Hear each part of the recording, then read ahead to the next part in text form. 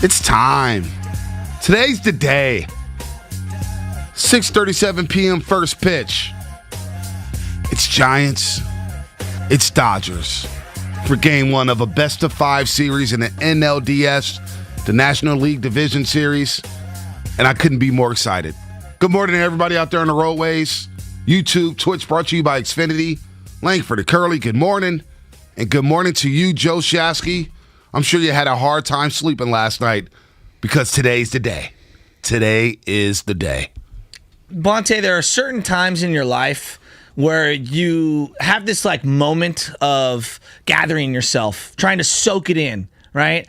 The day I got married, the morning of, you wake up and you're surrounded by loved ones and you know that you're about to have like one of those great, beautiful parties and you're going to celebrate everything that's special in your life for that one day. I mean, you know, for you, I'm sure it was when your daughter was born. There's these moments in time that you have throughout your life. And I know it's sports, but for a lot of people, you know, Giants, Dodgers, there's a tradition. Every single year, all summer long, I knew that I could rely on the Giants placing the Dodgers a half dozen at least times for series throughout the year. Now we finally get one of these playoff moments, and to me, it signifies a bunch of things, sports-related, but more than anything, it feels like San Francisco is reopening tonight. And I think that's my biggest takeaway. Going to that Green Bay Packer game a couple weeks back, it felt like, wow, sports is back. Right. Our community is back, and we got to gather in large quantities. And I know a lot of people have been able to go to a bunch of Giants games, but you're just going to the game. Tonight, I'm ready to just see Fleet Week, and I'm ready to see all the people that are going to want to be there that maybe don't have tickets, that are just going to be hanging out in that area. The city's pulse has been brought back to life. I drove by that stadium this morning. 4 different news vans to the right, setting up shop, getting ready to put their little TV Buster Brown stand up to do their little hits in front of AT&T Park, Oracle, whatever you want to call it. Like, this is a moment in time, and I'm just trying to soak it in, man. Like, I'm so excited for tonight. Tonight's going to be fun. You got the Warriors and Lakers down at Chase Center, the preseason game, happening simultaneously with the Giants and Dodgers. Now, I don't know if too many people will be watching Lakers Warriors. If I'm Steve Kerr, hey, just bench all the stars. Give everybody a free ticket. I'm sorry, Raymond Ritter and Joe Lacob. Just give everybody a refund. Give them a refund. It's going to be tough to pay attention to that game. You know, you got Trey Lance possibly starting on Sunday, and nobody really even wants to talk about it, which is amazing considering how much buzz has been spotlighted on the 49ers quarterback position, because it's Giants and it's Dodgers for the first time in postseason history. It's the team that won 107 games against the team that won 106 games. It's Gabe Kapler playing chess against Dave Roberts. Gabe Kapler with the biggest staff in all of baseball, with a bunch of dudes who didn't really play other than Kai Correa.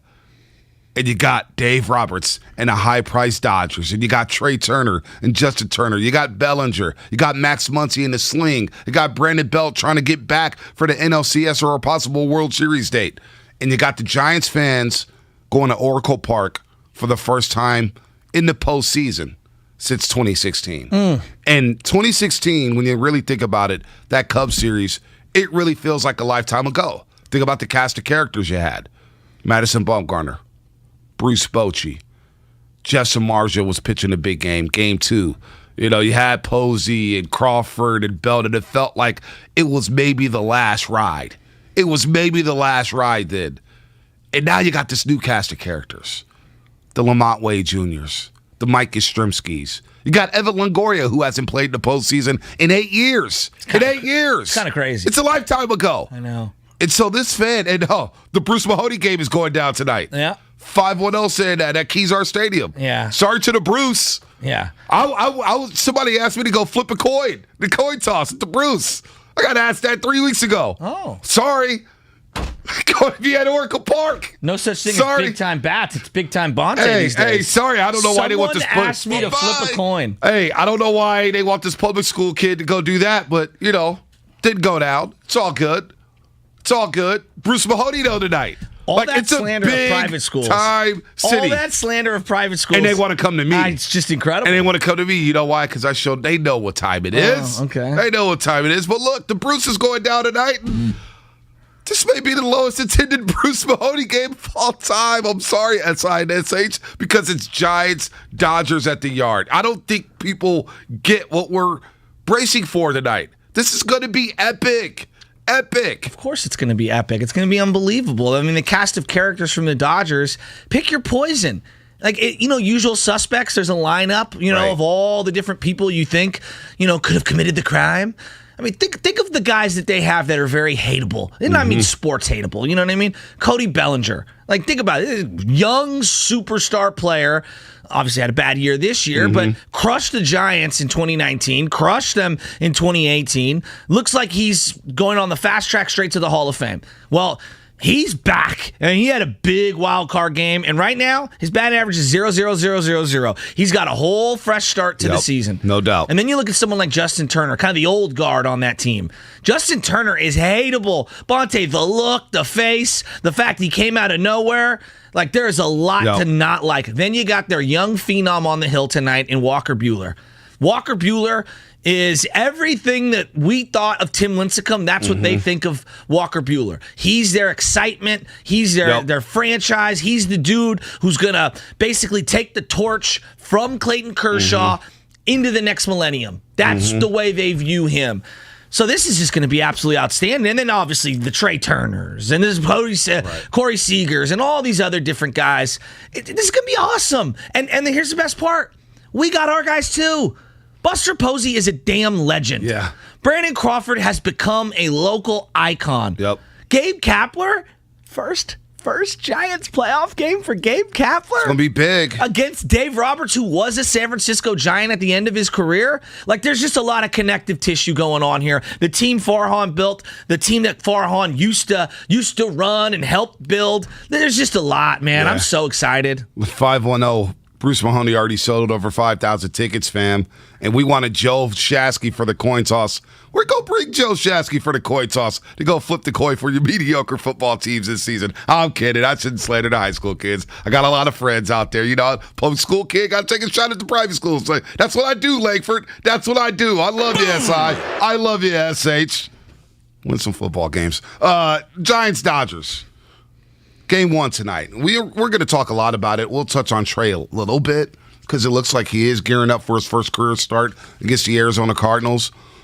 Niners still in it in the NFC West. Still in it, especially after the Rams won yesterday. You could win a game against Arizona, be one game back of first place, believe it or not, with Trey area. Those teams did not look good last night. They did not look good at all. And now it's Thursday Night Football, and it is pretty funny that the NFC West teams in the three NFC West games, the road teams are 3-0. Road teams are 3-0. Arizona beat LA in LA. Seattle beat the Niners. It's obviously Levi Stadium. And last night, the Rams beat Seattle up in Seattle. But I like their jerseys.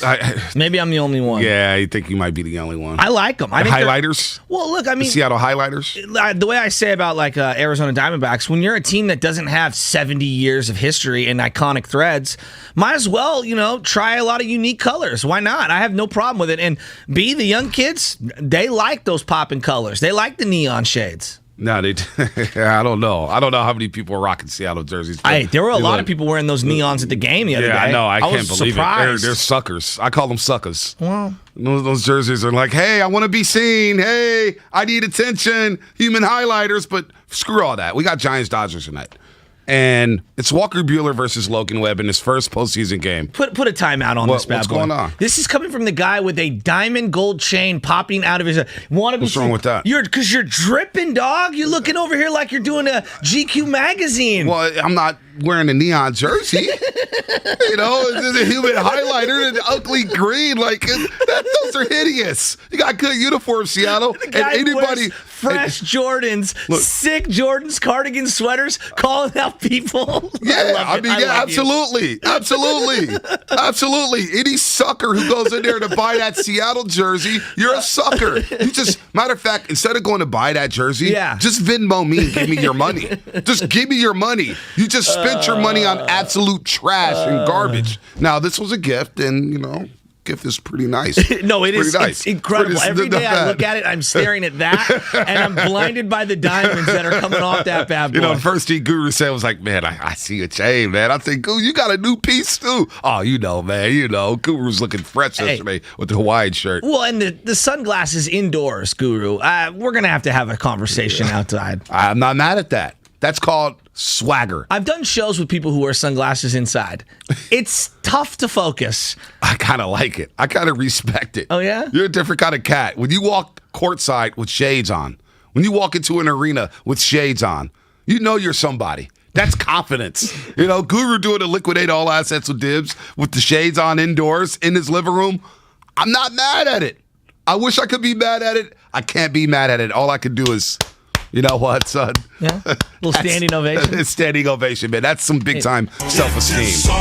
Speaking of self-esteem, well, I was gonna say you were bearing the lead. It's also Fleet Week, and Blue Angels to me, as we're two locals, the Blue Angels mean something to me. I don't know if it means anything to you, but the fact that there's gonna be the Blue Angels out here, it's Fleet Week. Obviously, Bruce Mahoney tonight, like the city juju, as we like to say, as my dad likes to say, it's palpable. I like Fleet Week. I used to love Fleet Week. It was a great drinking day. Yeah, I'm it's become very watered down. Yeah, I agree. Yeah. So we used to take the 28 all the way down to the Golden Gate Bridge, right? And then we'd all get off at the Presidio, and then you'd try to find a spot on that lawn. But that now has been cornered by, obviously the foreigners, as I like to say. Yeah. The people from other parts of the country that come here to live here, and they all now are renting spots in the Presidio ever since they opened that thing up. So yeah, I used to take the 22 Fillmore down, and we walked down because it went right down to the marina. And Fleet Week, I mean, yeah, it's cool. It's cool that we still have Fleet week, but isn't as good as it used to be. The older I get, the more I'm just like, Back in my day. It's just some planes going over to Golden Gate Bridge and doing little tricks. It's cool for like 10 minutes. I mean, you know what's cool? The Rock. Yeah, The Rock. Where they come flying over candlestick. You know what's going to be cool is seeing Logan Webb on the mound for his postseason start. Logan Webb, 2.25 ERA against the Dodgers this season. And you know what? A lot of people, I was even saying this yesterday. No postseason experience. But you know what? September was full of playoff games. The postseason started for the Giants in September because you had to hold off the Dodgers. And every pitch mattered in September for the Giants and the Dodgers. And so Logan Webb, starting that last regular season game against the Padres, you know what? That was a playoff game. And he delivered. I know he gave up 4 runs, but he pitched 7 innings, hit the home run, had a single. That, to me, was a playoff game. You had to win to avoid the tiebreaker game against the Dodgers, a playing game to win the division. So I think the playoffs have already started for a youngster like Logan Webb. I believe, I could be wrong here, but I believe the last 30 days of the year, the last 30 games of the year, the Cardinals, the hottest team in baseball, was 23-7. The Dodgers were 23-7, and the Giants were 24-6. I believe that's what it ended up being. I think Giants are 21-6. I could be wrong, but I'll look at it. Go ahead. Well, no, I'm just saying they were 24-6, 23-7, 23-7. The Giants actually had the best record in the final month of the season of anyone. So, yes, to your point, B, everybody was playing playoff baseball, and both of these teams were playing playoff baseball the entire stretch. Doesn't it feel like everything from the A's series on 2 full months was playoff baseball? It does feel like it. And tonight, Logan Webb, the kid was outstanding. I believe 20 starts since May 11th, 10-0, 2.4 ERA, monster game after monster game. This is the biggest game of his career, and we've said that how many times this year? For the last 2 months. Right? Last 2 months. And when you're going up against someone as battle-tested as Walker Buehler, this is going to be a great test of the moxie. I know that the pitchers don't necessarily square off against each other, but in many ways, that's what you're doing. You're dueling against someone. So I'm here for it, man. Yeah. Giants 21-6 in September, 2-1 in October. So maybe you're adding the 3 games. I thought it was the last 30 games of the year. Okay, or if you're adding that, they were saying last 30 days of the year. Gotcha. Yeah, 23-7 in last 30 games as John Curley jumps off the reeds here about 20 minutes late. Good job, John Curley. Good job. How fired up are you, John Curley? How fired up is Langford? All day, Joe. How fired up is Langford? Is John Curley, first of all, Langford, is John Curley going to be down at Oracle Park this weekend? I will not be there this weekend, fellas. Of course not. He doesn't like big crowds. What about you, Langford? I'll be there at game 2. Wish I could have got. It was a toss-up, dude. We knew they were going to make the National League Division Series. There was no question. Bought these like a week before when tickets went on sale before we even knew the matchup. Smart. That's Smart. How often have you seen me wear a jersey to the studio? Like that doesn't happen too often. That doesn't. You always wear a Raider hat. No, not at all. I'm more of a, damn. I'm more of like a, I don't get too emotional, but I do it with the look here, and that's not good for radio at all. I was gonna say my favorite of all, and you can't see it on the Zoom or on the YouTube or on Twitch, but there's a San Francisco script that he has right now on that jersey, and I have a gray pullover similar to this batting jersey from back in the 90s.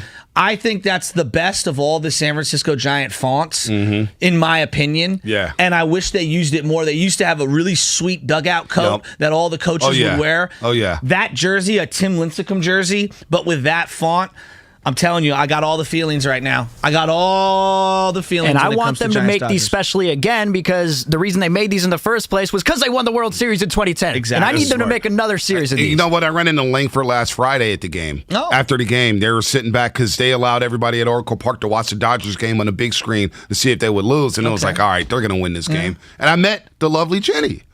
Oh, you never met his girl? Never met his girl. Jessica, excuse me. Jenny's your mom. Jenny's my mom. Jesse's the girlfriend. Sorry, my bad. I got the wrong J's. Mom got it going But Jessica on. had she had a sweet hoodie on with the old school. What was that, 89 World Series? Yeah. It was sweet, man. The whole crew was dripped. The whole crew Langford Road was dripped. And I was like, man, Jessica, you're a gamer. I could just tell by the look. Langford and Jessica, I said, okay, Langford really is a Giants fan. I didn't know. You know, One night we went to a Cubs-Giants game, and he happened to be there. Curly happened to be there, and we all went partying afterwards, and I realized, your boy is washed. Like, 11:45 came around, and I was like, hun, we got to go. Wait. Your boy needs to be in bed. What is partying with Curly like? Oh, my God. Is it really partying, or are you just saying, or are you just talking about construction? Or are you talking about, what are you doing with Curly at a bar? So I went to the game with Lucas, my wife, Nick Friedel. Lucas, obviously the producer of DRK, and Nick invited one of his buddies from the Warriors. The name is evading me right now, and I feel really, really bad because I can't remember what the guy's name is.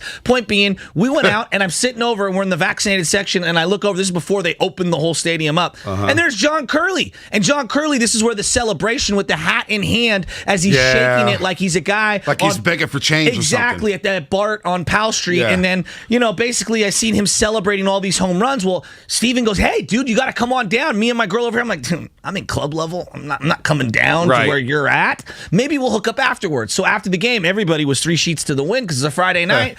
And Curly's boy takes us on an adventure. And when I mean an adventure, he goes, I got the hookup at one of these places that was limited capacity. It took about 30, 40 minutes, and I realized this is what I used to do a lot in my 20s. Right. Wait out in front of a place to try to get in with a big group of people. Say you have the hookup when you really don't. Exactly. So we ended up getting a table finally. The waitress was very rude that night, by the way. Do you remember that? No, I didn't even talk to any waitress. I just remember standing outside wondering, what the hell are we even doing right now? Curly's boys were on one, okay? And then... That's what happens when you ride with Curly and his boys. And then to make it even, who comes walking in who I saw at the Olympic Club for the U.S. Open that morning? Your boy Sean Estes. Walked right in? Walked right in. Damn. And then Curly's boy, because I started talking to Estes, Curly's boy comes over and sticks the arm around Estes' neck. I'm like, dude... Don't just go touching random strangers. The next thing you know, he's just speaking sweet nothings to him. But Steven's girl, the sweetheart, buys everybody a drink. I'm like, no, I want to buy the drink. And she's just, anyway, we did the whole dance. I can tell. Steve, she's a sweetheart. Nice guy, Steven, outkicked his coverage. I love him. He's got a keeper. Yeah. He's got a winner. He's really got a winner. She's a diehard Giants fan. No. And Curly's boys, diehard Giants fans, they might be blacked out by 4 o'clock today. No, they're done. They won't make it to the 5th inning. They won't make it to the 5th inning. Game 3 would be Monday. It'd be like, what happened? Game 2, game 1 and 2. Wait, it's 1-1. It's 2-0. Like, what's going on here? Like, they won't even know what hit them. They won't even know. By the way, I got to meet Curly's girlfriend because I got to ask her some questions. What the hell do you see? I got to ask her some questions. So my uncle lives next door to... It need to be Dr. Phil. My Uncle Jim lives next door to John Curly. And I don't know if I've told you this, but, John's dad saved my uncle's life from a burning building. We'll tell that one in another time. But he saved my uncle's life, so I feel very indebted to the Curly family. His dad, every time I see him, just look out for my boy. Just look out for my boy. I'm doing the best I can, Mr. Curly. Dude, Mr. Curly, it's a tough job to do. Mr. Bud Light, a.k.a. Mr. John Curly, it's a tough job. It's a tough job. But somehow, some way, we get it done here in the Morning Roast as we get you set for Giants Dodgers game number 1. Hey, I want to hear from everyone. 6:37 p.m. 888-957-9570. How are you watching the game? Any superstitions today? Are you going to wear the same drawers, same socks, same tank top underneath your white tee? What jersey are you wearing to the game? What hat? You got a special hat? I want to hear about the rituals. Giants Dodgers tonight. We're going to continue to talk about it all day long here in the Morning Roast. Jerry Hairston Jr. from Sportsnet LA. He covers the Dodgers. 7:20, he will join the roast, and he will bring that smoke. He will talk that trash. He's like Softy, and he'll just flex. Oh, yeah, I'm just playing golf with Shaq.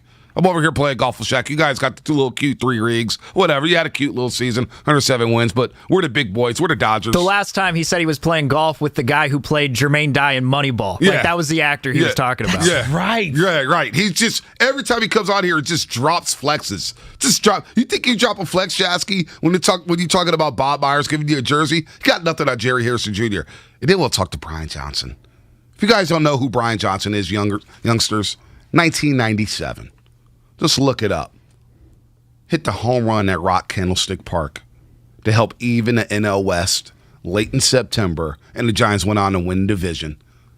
outlasting the Dodgers in the last great pennant race between the Giants and the Dodgers. That was a lot of fun there. Brian Johnson, 8 o'clock, as we have a lot of fun planned for you today on the Morning Roast. It's Langford, it's Curly, it's Joe Shasky, the Butcher, it's Ponce Hill, and that's what's coming up. Brought to you by Caltrain Stormwater. And sorry, I meant David Justice, not Jermaine Dye.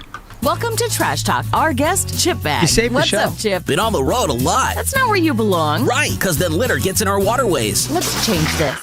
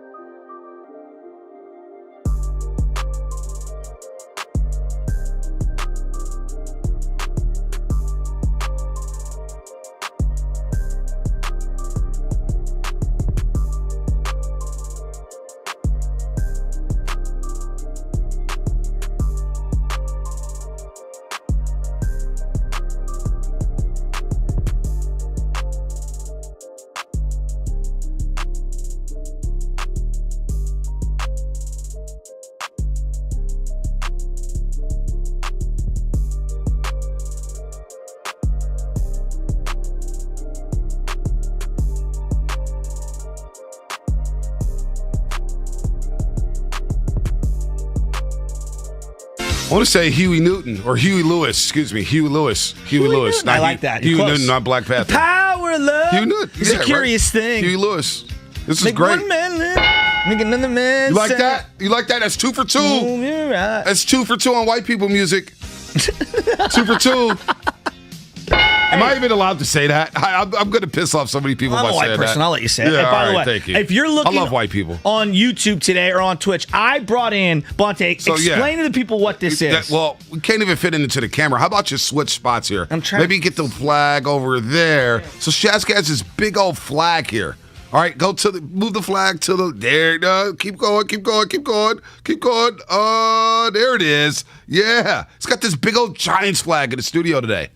Big old Giants flag, and he's trying to wave it, but I feel like if you wave it, you're gonna break something. Like it's already hitting the speakers, hitting the clock. You're right. And you get wild, man. You get wild. So I told you, I pulled over, I hung a right there at King and 3rd, okay? And I said to myself, I got to go walk up to some of these news trucks, and I was like, hey, yo, what's up? Where you guys from? They're like, L.A. I was like, no way. They actually flew you guys up here to get your brains beaten in?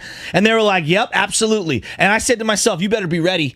It's Giants time. And some DPW worker happened to be walking by, and he was like, let's go, Giants. I was like, let's go. So then I keep going down Embarcadero, hop back in the car, I'm coming down. And you know those pennants, B? You know those, like, you look on the middle of Embarcadero where the streetcar would go, and it'll be like a flag, and it'll be like, Resilient SF, and Brandon Crawford with a glove making a play. Well, I saw a guy switching them out. There was a guy that was switching out all the pennants. I slowed down. I rolled my window down, and I was like, let's go, Giants. And he was like, beat LA. I'm telling you, it is palpable. I got this flag because I'm ready to just wave the flag all around the studio. I'm so hyped. Where is this fan base right now? Where you at? Where are you consuming this game? Are you like me? Are you ready to go march down Embarcadero and start this rally right now? Wow. 6:33. Let's go. Maybe there's some Giants fans still asleep. Maybe some of them still up. But Langford, I gotta get on my boy Shasky for a second. What'd I do? I'm having fun. Giants Dodgers game What'd I 1 do? tonight, 6:37. BLA. This segment is BLA. presented by Go to State Lumber as an essential service. Their lumber yards remain open from 6 a.m. to 3 p.m. Monday through Friday. Call 855-GSL-YARD or visit GoToStateLumber.com. How much money you got, Langford? I bet you. Shasky didn't just hang it right on 3rd and King and see those TV trucks. Shasky hung that right, said, let me get some quick TV time. 6:33, I'm the only one out here. Hey, yo, I'm a Giants fan. You guys want to talk to me? I'll let you know how we get down to the city. We will see Shasky on KCAL, their news channel down there in L.A., one of their many news channels, sometime later today doing an interview. It'll be Joe Shasky III sitting up there to say, the Butcher Boy. That's what it's going to say. That's the caption on the news station. You're going to see like a video posted on Twitter this morning, like some crazy San Francisco Giants fan on an LA news network? Is that what we're going to see? I think we might see that. We might see that. Let's just put it this way. You know your boy was politicking to get up on there. Roll the cameras. Let's go. In the words of the great Lucas Alexander, you're not wrong. Let's go to Anthony in San Jose. Anthony wants Roll to talk call. Giants Dodgers. What's happening? Yo, line them up, fellas. Been awake, sharp, 4:30 a.m. Hopped on the treadmill like it's my game day routine, Let's ready go. to go. Damn. Shasky, I need you to pump it up a little bit, baby. We're ready to roll today.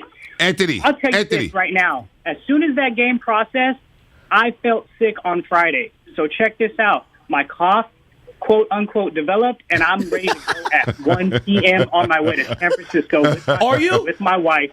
Let's get it, baby. Let's go. I like I'm gonna that. be in. Look, I'm telling you right now. I'm gonna be in club section 204. Your boy is gonna be out there. Come see me. I am ready to plant this giant flag right up some Dodger boot. All right. Let me tell you that right now. I'm gonna be waving this bad boy. I'm getting down here. Are you early. bringing that in? Will they allow that in the stadium? Well, I'm gonna bring it. I don't know. I hope they allow me to bring it. I mean, I want to bring it. I really want to wave this in front of some Dodger fans' faces. But here's the reality of it, B. I'm going to get down here super early. I want to see the Blue Angels fly by. Right. I'm going to get my as I call it, the rock on. All right. And then I'm going to get my little Incredible Hulk juice on. And I'm going to feel real good after I get my little spinach intake of alcohol. I'm going to be going into that stadium and I'm going to be flying high. Hey, I can't wait for the first pitch in this dust setting where the sun is setting. And you got Oakland and Alameda in the background, and you got their orange rally towels. And the they Coke come bottle, in, the and Coke the bottle glove, lit up, and the yeah, bridge. dude. And it's gonna be just when they come in with that blimp. Now we won't see it because we're gonna be at the game. Yeah, we're gonna be at the game. But on that telecast, if you can't get into the game, when they come in with that blimp shot, it is the best. It is the best. It and is. you see the orange rally rags, and everybody standing up, and you see the guys just in the dugout taking it in. Like, I think about a guy like Evan Longoria. Seriously, I don't know why. Like, everybody's talking about Buster Posey and Brandon Belt and Crawford and all these. I think about Evan Longoria, who, think about this. When he was in Tampa Bay, and I found this out yesterday, that Tampa Bay team that he was on with Carl Crawford and David Price and B.J. Upton, they had a bunch of Carlos Pena, and they advanced to the World Series. His first 2 at-bats as a rookie, because he won Rookie of the Year, but his first 2 postseason at-bats, he hit bombs. He hit 2 home runs right off the rip, and he was a postseason fixture. This is his 5th postseason, but he hasn't been in 8 years. Wow. He had some dark years in Tampa Bay, playing in front of nobody. Then he comes out here to San Francisco. He gets hurt. Giants fans aren't really feeling him. He comes this year. He's red hot, gets hurt, comes back, gets hurt, and now he's healthy, playing third base, thinking, I'm back in the postseason. I had my chances with the Rays, but this may be my last shot to win. Like, I look at a guy like that where nobody's talking about him, where he could be the unsung hero here in a series against the Dodgers. That's an incredible point of view right there. I hadn't even considered. Defensively, when he was out, they missed his glove. They did. There's just no other way around it. He has great soft hands. He has a very reliable arm. He doesn't have the strongest arm, but he never makes it look difficult. He makes it look super easy. He throws a very catchable chest-high ball. I'm a big Evan Longoria defensive guy, but they need his bat. You're 100% correct. And in a game against Walker Buehler, it's about attrition. Can you get that pitch count up? Can you get to the soft spot of the Dodgers? To me, I've identified the soft spot, and it's the middle relief. Yeah. You need to find a way to get to the middle part of that bullpen, and you need to do it early. Now, the question is, how many pitches are they going to throw Walker Buehler out there for? I mean, this is the playoffs. He's a horse. This He's is a game horse. 1. Is there no cap on how deep he can go? I don't know. The last time the Giants faced him, they squared him up more than any other time combined that they faced Walker Buehler. I was blown away how many early hits that they got against him. Was it an off day for him, or did they figure something out? 3 hits, or excuse me, September 5th, Walker Buehler pitched 3 innings in that game, September 5th, against the Giants, in which gave the Giants a season series on a Sunday afternoon, Sunday night baseball, gave up 7 hits and 6 runs. Only struck out 1. Here's the deal. You got to get to the starters early. What the Cardinals didn't do Wednesday night is not, they had a chance to get to Scherzer early. They failed. You got to get to these starters early and make the Dodgers play from behind. Just give them some doubt, because if they are trailing by the time they get to the middle relief, then maybe you see a David Price. And then maybe you start squaring up David Price. If you bring David Price in. Oh, that's damn near saying. Chicken. Yeah, that's like waving a white flag here. Let's go to Jimmy in San Pablo. Let's go, San Pablo. Come correct. What's happening, man? You're on the roast. Hey, man, good morning, y'all. I'm Good morning. just calling to say I'm going to beat her tonight, section 137, Let's go. second row. And guess what? I'm trying to catch a home run ball from Evan Longoria or Chris Bryant, but I'm not bringing my glove because these 2 teams are about to have a bare-knuckle fight, old school. Do it till we stop here, or at least until you drop me, baby. We're going to be in the building. We're going to hype it up. It's going to be so loud, they can't even see the signs coming from the catcher. That's how loud it's going to be. Let's go! Let's go, Giants. Jimmy's ready to go. 137. He'll be in left field tonight. That's going to be nice. Jimmy's ready to go. I used to sit in 138. Michelle had season tickets in Bleachers. 138. Oh, dude. One of my favorite jerseys was a guy had a jersey that just was 138. It's a great jersey. That's pretty It's a cool. great jersey. That's pretty cool. We Is had him Dog still going out there? What? In the outfield? Dog? Dog had an incident with a home run I remember ball, that. I remember and that. Like 5, 6 years I haven't seen ago. him since then. Yeah, he got banned, and I remember working at another radio station when it happened, and people were like, "Oh, it's the curse of the dog on why they're losing." Oh, 2016. come on. No, seriously. And people lit up the lines and said, "Yes, it's the curse of the dog. You banned Dog." And I was like, "What?" There was like articles written about him and everything. And I haven't seen Dog in a while. Yeah, hopefully he's okay. Let's just say that. I want to hope that he's okay. We need Dog Should out I there. put the bat signal out? Do we need to see what my dad's doing for this game? I think we need to see what your dad's Should doing. put the bat. Dad, if you're out there, call in. We need to hear we what need to you're hear up from to. Pops. Hey, I need to hear. yo, this is your dad. You're the senior leader of the Lunatic Fringe. I need to hear from Pops. I need to hear from Giants fans. I need to hear from Dodger fans. Yes. It's Giants Dodgers. It's happening. It's here. I can't believe it. 6:37, Oracle Park, first pitch. I'm floating. Logan Webb versus Walker Buehler. I'm tingling. I just can't wait to drive in and see the stadium and see the bricks. See the bricks when you come in. You're like, oh, and I like what I like to do. Like I told you yesterday, I'm going to park about 6 blocks away and take that walk. But are you going to tell me where that parking spot is? No, absolutely not. I'm not telling you my secrets. Now I'm imagining you in the Batmobile and you're like phoning into Anna like she's your, Alfred, and you're like, all right, get that tent city over there, have it move to the right, and I'm going to park my Batmobile over there. The way Batman goes flying into like the lake. Oh yeah, absolutely. In the Batmovies. That's how I roll. You won't even see it coming. And then Chaska, you can't even see into my car, right? No, you cannot. I think they're illegal, but no, they're 100% illegal, and that's why I always feel a little, like anything could happen when I'm in your car at all times. Anything can happen, and that's all I'm smashing, baby. I'm smashing and dashing. I have one question too. What's up? One legit question.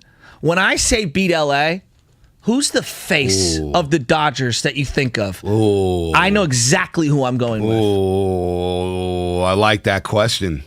Repeat that question, Chaska. When I say beat LA, everybody has a vision in their head of who that player, manager, person is that represents your Dodger hate. Give me who that person is when I say beat LA. What's the first name or face that pops into your head? 888-957-9570. Don't forget to download the Odyssey app at favorite 95.7 The Game to get breaking news updates as well as links to the top interviews. Matt Cain was on DRK yesterday. Good. Did you hear it? No, yes, I did. Matt Cain is great. That was one of the best moments on the game. Powered by DuckDuckGo. Privacy simplified. It's the fiercest rivalry in all of baseball.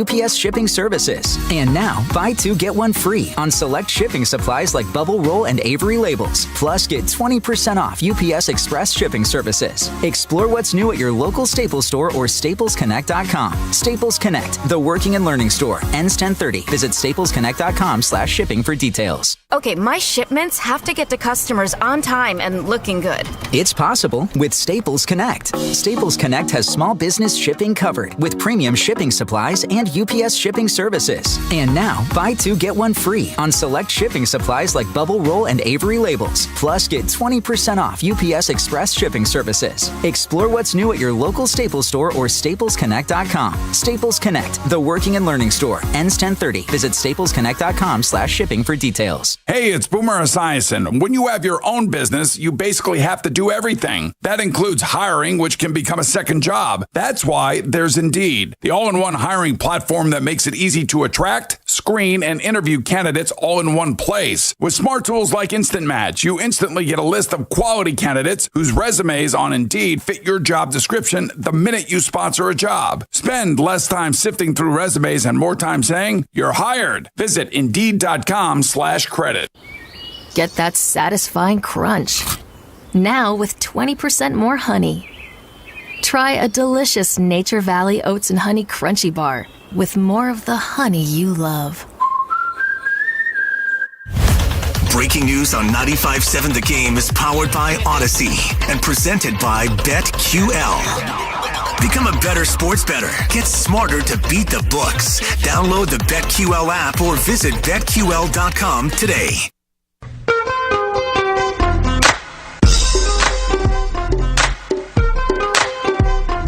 Now, back to the Morning Roast, presented by Timeless Coffee with Bonte and Shasky. All these people trying to guess where I'm parking at. Don't worry about it. I'll just see you at the yard. First pitch, 6:37 p.m. Giants, Dodgers, and the lines are lighting up. 888-957-9570. When you think beat LA, what comes to mind? And what comes to mind for you, Joe Shasky? All right, let's start. I brought this up yesterday, but I'm going to keep going here. For me, I'm an 80s baby. I was born in 1982, all right? For me, it's a good year. A candlestick kid.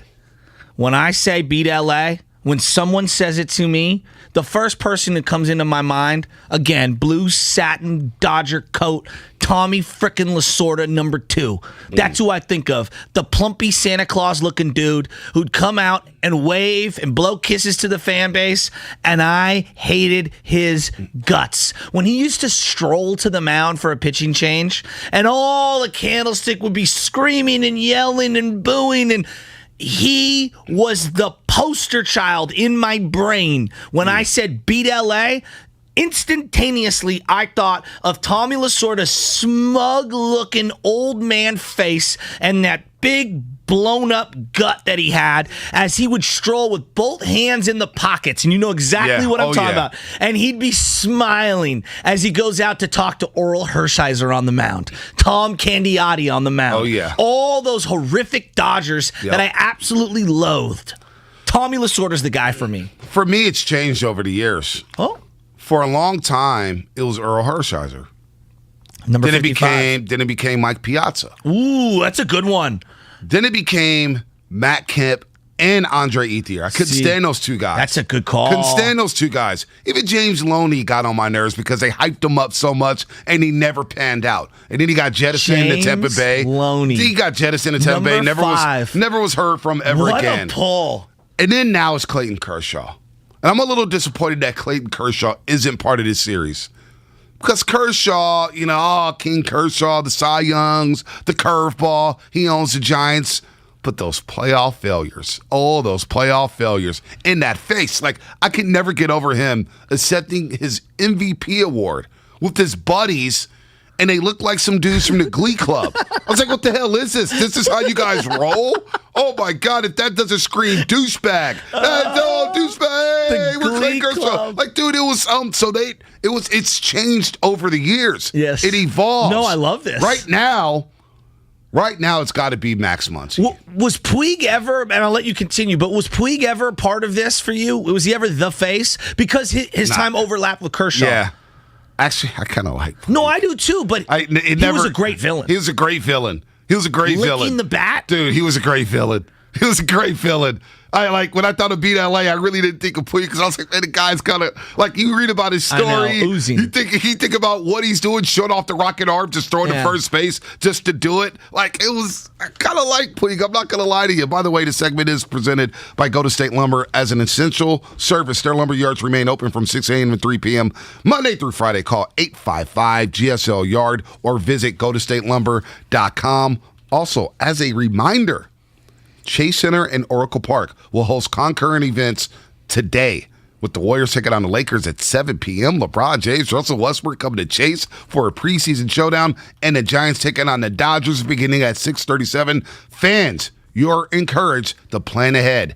Take public transportation and arrive early. It's going to be cracking down there at 3rd and King. Do kids still say cracking, or do they say popping, or they say lit? Liddy. Liddy? All right. Maybe I'll age myself. Okay, so I had a T-shirt for a long, long time that my buddy Sean Fahey created, and he sold a bunch of them.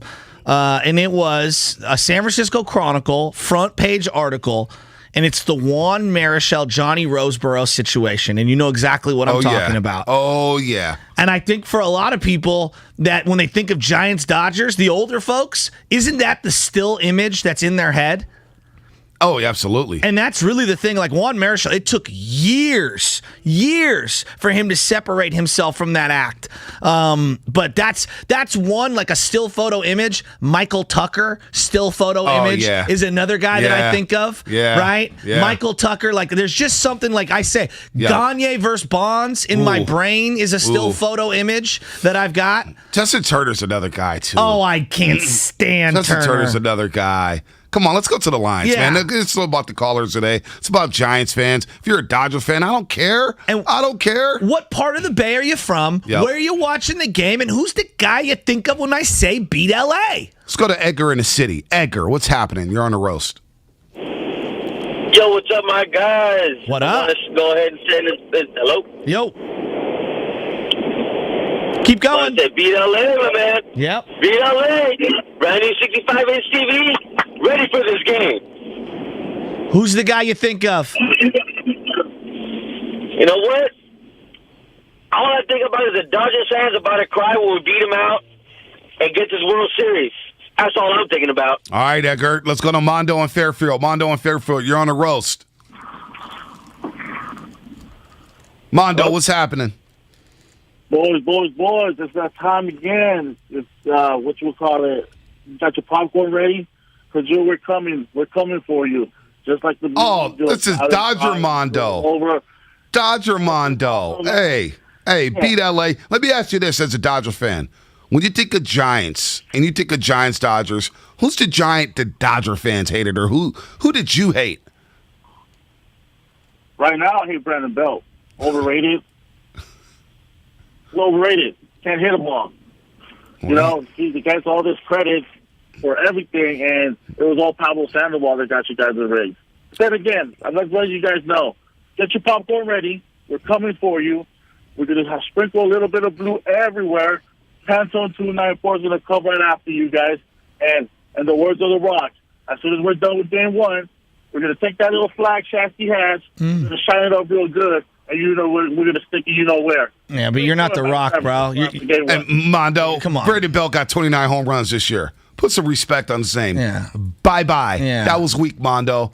I'll see you at a Niners game. You know I love you, but that was weak. And the Dodgers suck. Give me a hell yeah. That's what I would retort with right there. Hell yeah. You know, coming at me with some soft rock stuff. That was if you're weak. going to come correct. That was weak. BLA. It doesn't matter what your name. Absolutely, Rock.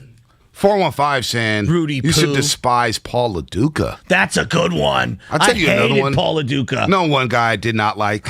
Russell Martin. Oh, Russell Martin's a great one. Oh, I couldn't stand him. I feel like he's still playing in the bigs. Yeah, he's somewhere around playing. Right? Maybe he's playing in Canada or something. I don't know. Number 55. Yeah, you're right. Yeah. All right, folks, come on. I didn't like how Edgar and Mondo set the tone this segment. Set the tone. Look, Be ready when you to think talk. about beat LA, who do you think of? It's Giants Dodgers. Bring it. If you don't bring it, we're going to roast you. You're going to grind you into the toilet. Let me throw a couple of what I would call honorable mentions of guys that I couldn't stand. Okay. Absolutely could not stand. Sean Green. I see that floating around on the text line. Sean Green's a good one. I remember when Bonds hit his 500th home run at AT&T Park, and Sean Green was in right field, and he didn't even move. That was my favorite. Hands on the knees as Bonds put one into the water. Didn't even move. One of my favorite moments of all time. It's Raul Mondesi. Raul Mondesi was a thorn in Giants fans' sides for how many years, Bonte? Felt like 10. Right. But it was like 5. It was like a good 5-year, 6-year run where he just torched the Giants. And as much as I love my Hispanic people, I couldn't stand Fernando Valenzuela. I couldn't stand him. And don't get me wrong, the story was awesome. He was baseball in the early 80s.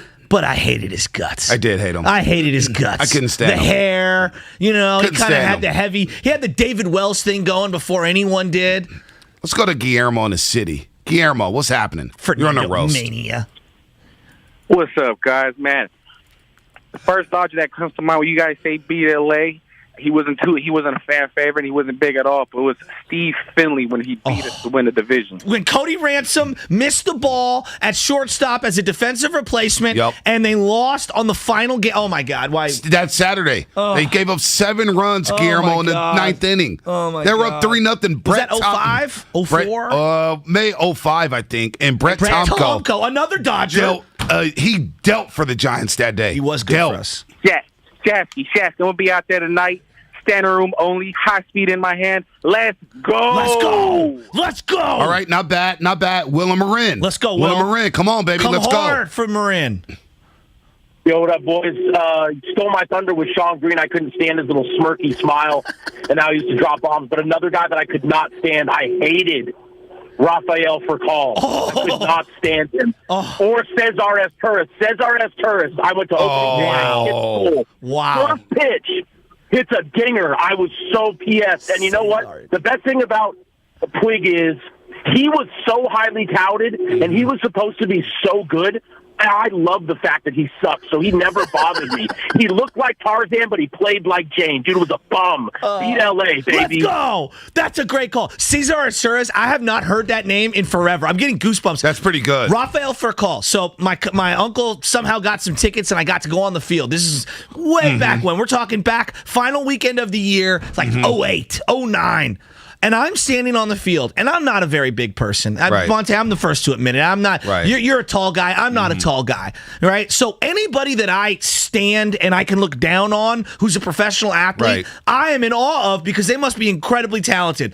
Rafael Furcal was maybe 5'7", maybe. And he had the biggest forearms of any guy I've ever seen that size, and he was hitting rockets. Was there anybody who didn't think Rafael Furcal was massively on the juice? He had an arm. Too. Oh, he was a switch hitter. He was a stud. He had an arm. Rafael Furcal. I forgot him. He was a sick Brave, What about Pedro and Ramon Martinez? Oh, Dennis Martinez, too. While we're at it, the whole Martinez clan. Because I hated Dennis when he was in Expo. But yeah, I couldn't stand him. Delino DeShields. How about that name? Jose Offerman. Jose and Hayward. Speaking of Jose and Hayward, what's happening? You're on the roast. Hey, good morning, fellas. Beat L.A. Let's go. So, like I was telling Steven, I was born in the city, but my dad moved us down to L.A., so majority of my life I had to watch a lot of the Dodger-Giants games down at the Ravine. So for me, the most hated Dodger I used to hate seeing coming out of the bullpen was Eric Gagne, because once I knew he was coming in, I was like, oh, man, this game is over. But also, honorable mention, Marquise Grissom. Watching him go from the Giants to the Dodgers back and forth, that was rough. Wow. Marquise Grissom was definitely one of those guys who always stuck into the Giants. It felt like he always got hits against the Giants. You are listening to 95.7 The Game, KGMZ FM and HD1, San Francisco and Odyssey Station. Jerry Harrison Jr., 720, going to join us. Sportsnet LA, former Dodger, and he's going to bring that smoke. He's going to think he's Softy Mahler coming on to the show, but guess what? Ain't happening today. It ain't happening today on the roast. Jerry Harrison Jr., 720. You don't want to miss that as we talk a little Giants-Dodgers. First pitch today, 6:37. Logan Webb versus Walker Buehler in the first meeting in the postseason between the two iconic organizations. Giants won 107 games. Dodgers won 106. They've been the two best teams in baseball, and now they're meeting in a National League Division Series. Something's got to give. Something's got to give. And bragging rights forever is on the line with this series taking place starting tonight at 6:37. One of the things that I have etched in my head, hating the Dodgers, is Tim Belcher, a young Tim Belcher. Oh, wow. Throwing to Mike Scioscia. Yeah. I couldn't stand Mike Scioscia. Yeah. And then he beat the Giants when he was the manager of the freaking Angels. Yeah, that was tough. Oh, it was horrific. That was tough. Kirk Gibson's another guy. Oh. A's fan, they hate, I know why A's fans hate Kirk Gibson. I can't stand Kirk Gibson either. Oh, I can't stand him. Damn, that call though, Vince Scully, and the cars leaving the parking lot as Kirk Gibson hit that home run. I'm sorry, A's fans. You got to live with that one. That's rough. That is rough. Let's go back out to the line. Let's hear it. 888-957-9570. Ben in Napa. Ben, when you think of beat LA, who's the one Dodger you think of? What's up, boys? Big fan. Beat LA, boys. I got to go back to the last guy. It's Eric Gagne. That guy scared the hell out of me, man. It was always like Darth Vader coming out of the bullpen. And anytime we were able to get him, it was like the best moment in the world. I'll never forget Bonds going yard off of him. But yeah, Eric Gagne is definitely the dude for me. Go Giants, baby. Let's go. Let's go. I wonder if there's some older people that feel this way about Pedro Guerrero. Pedro Guerrero. Hey, comeback player of the year. Pedro Guerrero. You know, he's a name that if I say him, you laugh. But what about true. Eddie Murray? Oh, Eddie Murray. He's an Oriole to me, but he was also a Dodger. There's no question about it. I loved Eddie Murray, though. I did. Switch hitting 500 home run guy. I know. I loved Eddie. I love Eddie Murray when he was with the Orioles. Dude, Eddie was sick. But hated him as a Dodger. Dude, he used to kill the Giants. I know he did. He used to torch the Giants. Kenley Jansen. See, that's a good one. I'm not a Jansen fan. He's a great player. Can't stand him. Can't stand him. And seeing him get all enthusiastic after getting out of the ninth inning the other day, I was like, give us another crack at Jansen. Here's another guy. When you think of beat LA, folks, he's now with Boston. And it dawned on me yesterday. Kike Hernandez. Cannot stand Kike Hernandez. He is one of those guys like Hairston, who we're going to have on. Yeah. Not a great player, but played great against the Giants every single time. Brian in South City. You're on the roast, man. Bring it. Hey, good morning, fellas. Thank you for taking my call, man. Appreciate it. I just want to say, every time I see that lost again blue cap everywhere, it makes me want to throw up. And I like that. Growing up as a kid, going to Candlestick, I couldn't stand Mike Piazza. I hated the way he walked up to the plate. I hated his stupid mustache. I hated the way he celebrated when he hit a home run. Like Bailey said, everything black and orange. We taking down the Dodgers. Yo, that dude Mondo that called got me hyped as I'm driving my daughter to school. She's looking at me like I'm crazy. Let's go, Giants! Let's go, Giants. Treat them well. Raise them well. Hey, you know what? Treat them. My daughter looks at me crazy every single day. They gotta look at you crazy, man. That's how you know it's real. We're talking about Dodger closers, but we didn't talk about the in-between with Gagne and Jansen. I hated Jonathan Broxton. Oh, my God. Him and Chad Billingsley. You say Broxton, I immediately pivot, because word association, to Billingsley. Remember him? Oh, of course I remember him. I couldn't stand those guys. Yeah, I really did not like those teams from like the late 2000s into the early 2010s. They were front runners. They thought they had won World Series. They walked around the way Kyle Shanahan walks around Santa Clara, like they've won Super Bowls already. Like they thought they won World Series. Broxton and all those, Matt Kemp and Andre Ethier, they thought they had banners. And it's like, no, you don't. You got to actually win in the postseason. And they never got that done. They were the ultimate front runners. In my mind, I know this isn't true, but in my mind, when I think of that particular version of the Dodgers, Joe Blanton also comes to mind. Yeah. Is that just me? Am I the only one? Because I know he played on a lot of different teams, but it was like Billingsley, Broxton, Blanton. I don't know why. The awful bees, as I used to call them. Yeah, they're all bad. They're all bad. Look, let's rat-a-tat these calls. Yes. Rat-a-tat-tat. Lines are lit up right now. Lines are lit up. All right, we got a Dodger fan on the line. Oh, good. Bring it. Mitch in New Jersey. Mitch, what's happening? Mitch, you're a Dodger fan? Long time no speak. Long time no speak. Fan. I didn't know that, Mitch. I missed you. I thought you were a Giant fan. I've been hearing from you for years. Am I banned? Well, thanks for having me. I can still talk, about about you guys. We don't have to be the same team.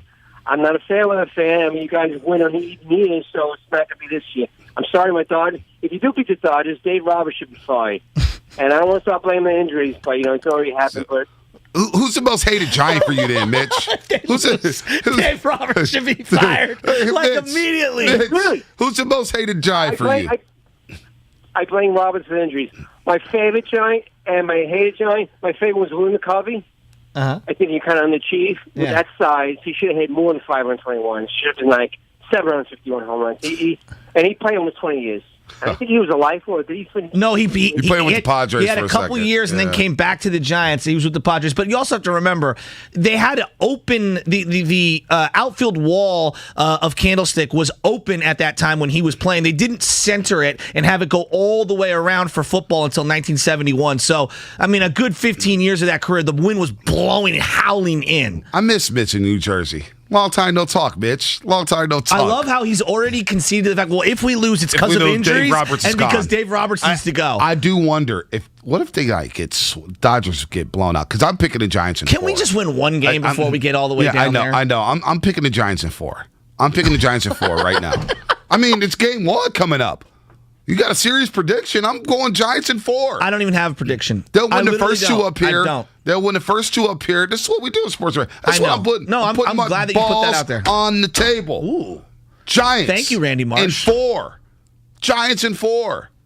Let's go. They'll celebrate down at Dodger Stadium. And you know what? Dave Roberts may get fired, and it may open the door for Bruce Bochy. Just saying. Can I get through game 1 before we completely just go flying off the rails to Bruce Bochy managing the Dodgers? I'm just saying, a little context, picking the Giants at 4. If by Mitch's theory, they lose, if they lose, and as Mitch in New Jersey said, they fire Dave Roberts. Well, there's a manager out there who loves Southern California and would probably prefer to stay on the West Coast. And that man is Bruce Bochy. But we could continue with the calls. Let's keep going. I want to put that in your brain, Shasky. I'm going one game at a time here, all right? I'm the old bull. You're the young bull. I'm going to say, no. Let's slow down. Let's go down the hill slowly. I'm just picking the Giants at 4. That's all. Tim in San Jose. Tim. You're on the rolls here on 95.7 The Game. What's up, baby? What's good, brother? What's up, baby? The Giants that I hate, or not the Giants, the Dodgers that I hate, I'm sorry, fella, is Eric Gagne. I hate number 38. I hate the goggles. Man, Barry took him deep. Oh, boy, did that feel good. And I'm going to say this, boys. It's Giants and Trez. Let's go. Let's go. Love that. 206 on the text line. Let's go. I freaking hated Adrian Beltre. Oh, Beltre had he fell down to one leg and hit a one-arm bomb down the line at AT&T one year when I was at the game, and I was like, God, I hate this guy. Also, Duncan. Is he talking about Mariano Duncan? Mariano Duncan, yeah. Wow. He was all over. Wow. Him and Tim Wallach played everywhere. Wow. Yeah. All right. Cheese in the city. Cheese. What's going on, Cheese? You're on the roast. Let's go, Giants! Let's go. I hate anybody who wears blue and white. Let's go. I hate all Dodgers. Let's go. Is this my man Cheese? It is. Oh. It is the queso. Hey, Cheese. You're an OG Candlestick kid. What does it mean, Giants, Dodgers? I mean, you're raising 2 kids right now. Are you teaching them the right way? Are you teaching them the ways of the Giant fan? You know what it means? I hate even the Dodgers that used to be Giants. See, I'm with you, bro. I'm with you. 415. Oh, baby. Can't do it. Cheese, thanks for the call. Good call, Cheese. Good call, Cheese. 415 saying that him and the crew at 6. Oh, baby, we're flying out of Santa Rosa Airport. What? And they're rocking their Giants gear and cheering on the boys. They're flying out to go see Trey Lance's first start in Arizona. Wow. How about that? That's pretty cool. How about that? By the way, I did not know Santa Rosa had an airport. You didn't? Until like a month ago. Really? It's got like one terminal or something. That's pretty gangsta. Yeah. Flying out of Santa Rosa. Yeah. What airline goes to Santa Rosa? I don't know. I've never flown out of there. Yeah, nor have I. I knew they had one, but I didn't know they had one. I had no idea. Yeah. Lee in Concord. Lee, when you think of Beat LA, who do you think of? So when it comes down to Beat LA, nothing's more satisfying than just shutting up the fans. Just making the Dodgers fans go silent, and then all the trash they talk all year long, just finally shutting them up for, even if it's just for one game, it's just shutting them up. But growing up as a Dodger or a Giants and an A's fan, I couldn't stand Mike Piazza or Manny Ramirez.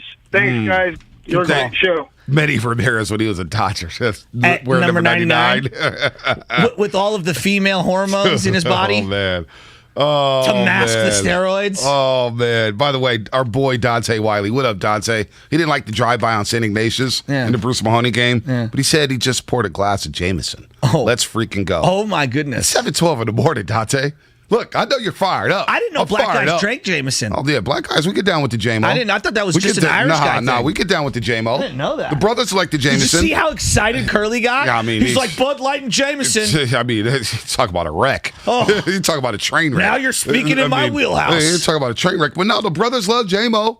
We love Jameson. That's what we call it, right? Do the Irish call it J-Mo? No. You don't. Curly said, yeah. Oh, do we? No, you do? This guy don't know about it. He just started drinking 1942 last week. Jameson is automatic throw up for your boy. Man, you got come on, man. It's just a little hard. All right, Jerry Harrison Jr., Sean and David, hang on tight. We'll get you on the other side. Jerry Harrison Jr., former Dodger, is going to join the roast. And you know he's going to talk that talk. He's going to talk that talk. And that's brought to you by Caltrain's Stormwater. Welcome to Trash Talk. Our guest, Chip Bag. What's up, Chip? Been on the road a lot. That's not where you belong. Right, because then litter gets in our waterways. Let's change this. Put me in the bin.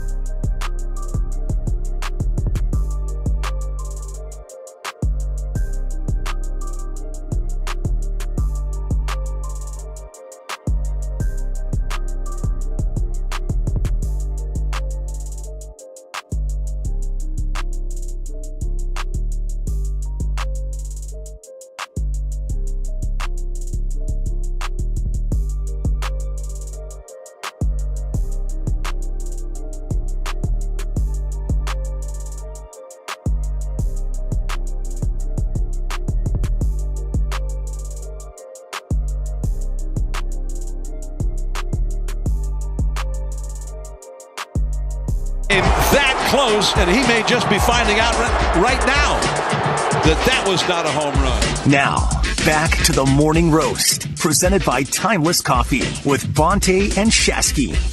All right, B, they're flowing. People are flowing. Kieran Collins, who I used to coach in baseball, Adrian Gonzalez, Matt Kemp, those are the faces when I hear beat LA. Adrian Gonzalez is a good one. Those are the forget faces. About him. All right, Andre Ethier from our boy Mauser. So many people are flowing in. B, when I think of giant killers, I think of the Hairstons. I'm not going to lie to you. I'm not going to lie to you. They were killers. They like to twist the knife in the Giants. They were killers. There was killers, no doubt about it. No doubt about it. This postseason, folks, MLB Network brings you live coverage before and after every game on MLB Tonight, plus exclusive coverage of the American League Division Series Game 2 of the White Sox and Astros Series today at 11 a.m. Pacific Time, along with Game 3 of the Rays and Red Sox Series this Sunday at 1 p.m. Pacific Time. Visit FindMLBNetwork.com for the schedule and your channel number. Then catch postseason coverage on MLB Network. Jerry Harrison Jr. in just a second. Before we get to him, let's get back out to the lines. Yeah, and the bat signal's out. My dad will be calling in at some point soon. Oh boy. Yeah, hey, Joe, this is your dad. He is so fired up for this. Oh boy. I can't wait to hear from him. Oh boy. Is he going out to the games? No. Why? Because he's going to sit in his chair, he said. He can't go to the game? He can't handle it? No. And I told him, Game 5, I take you out there if it happens. He's like, I don't know. I don't know if I can handle that. Am I going to need the dump button ready? I think so. Yes. I think so. Yes. I think so. All systems go. Knowing him, he's going to get radio voice on us and try to be I don't calm. want that. And I told him, just be yourself. And if he does that, I'm going to hang up on your dad. I'm going to tell you that right now.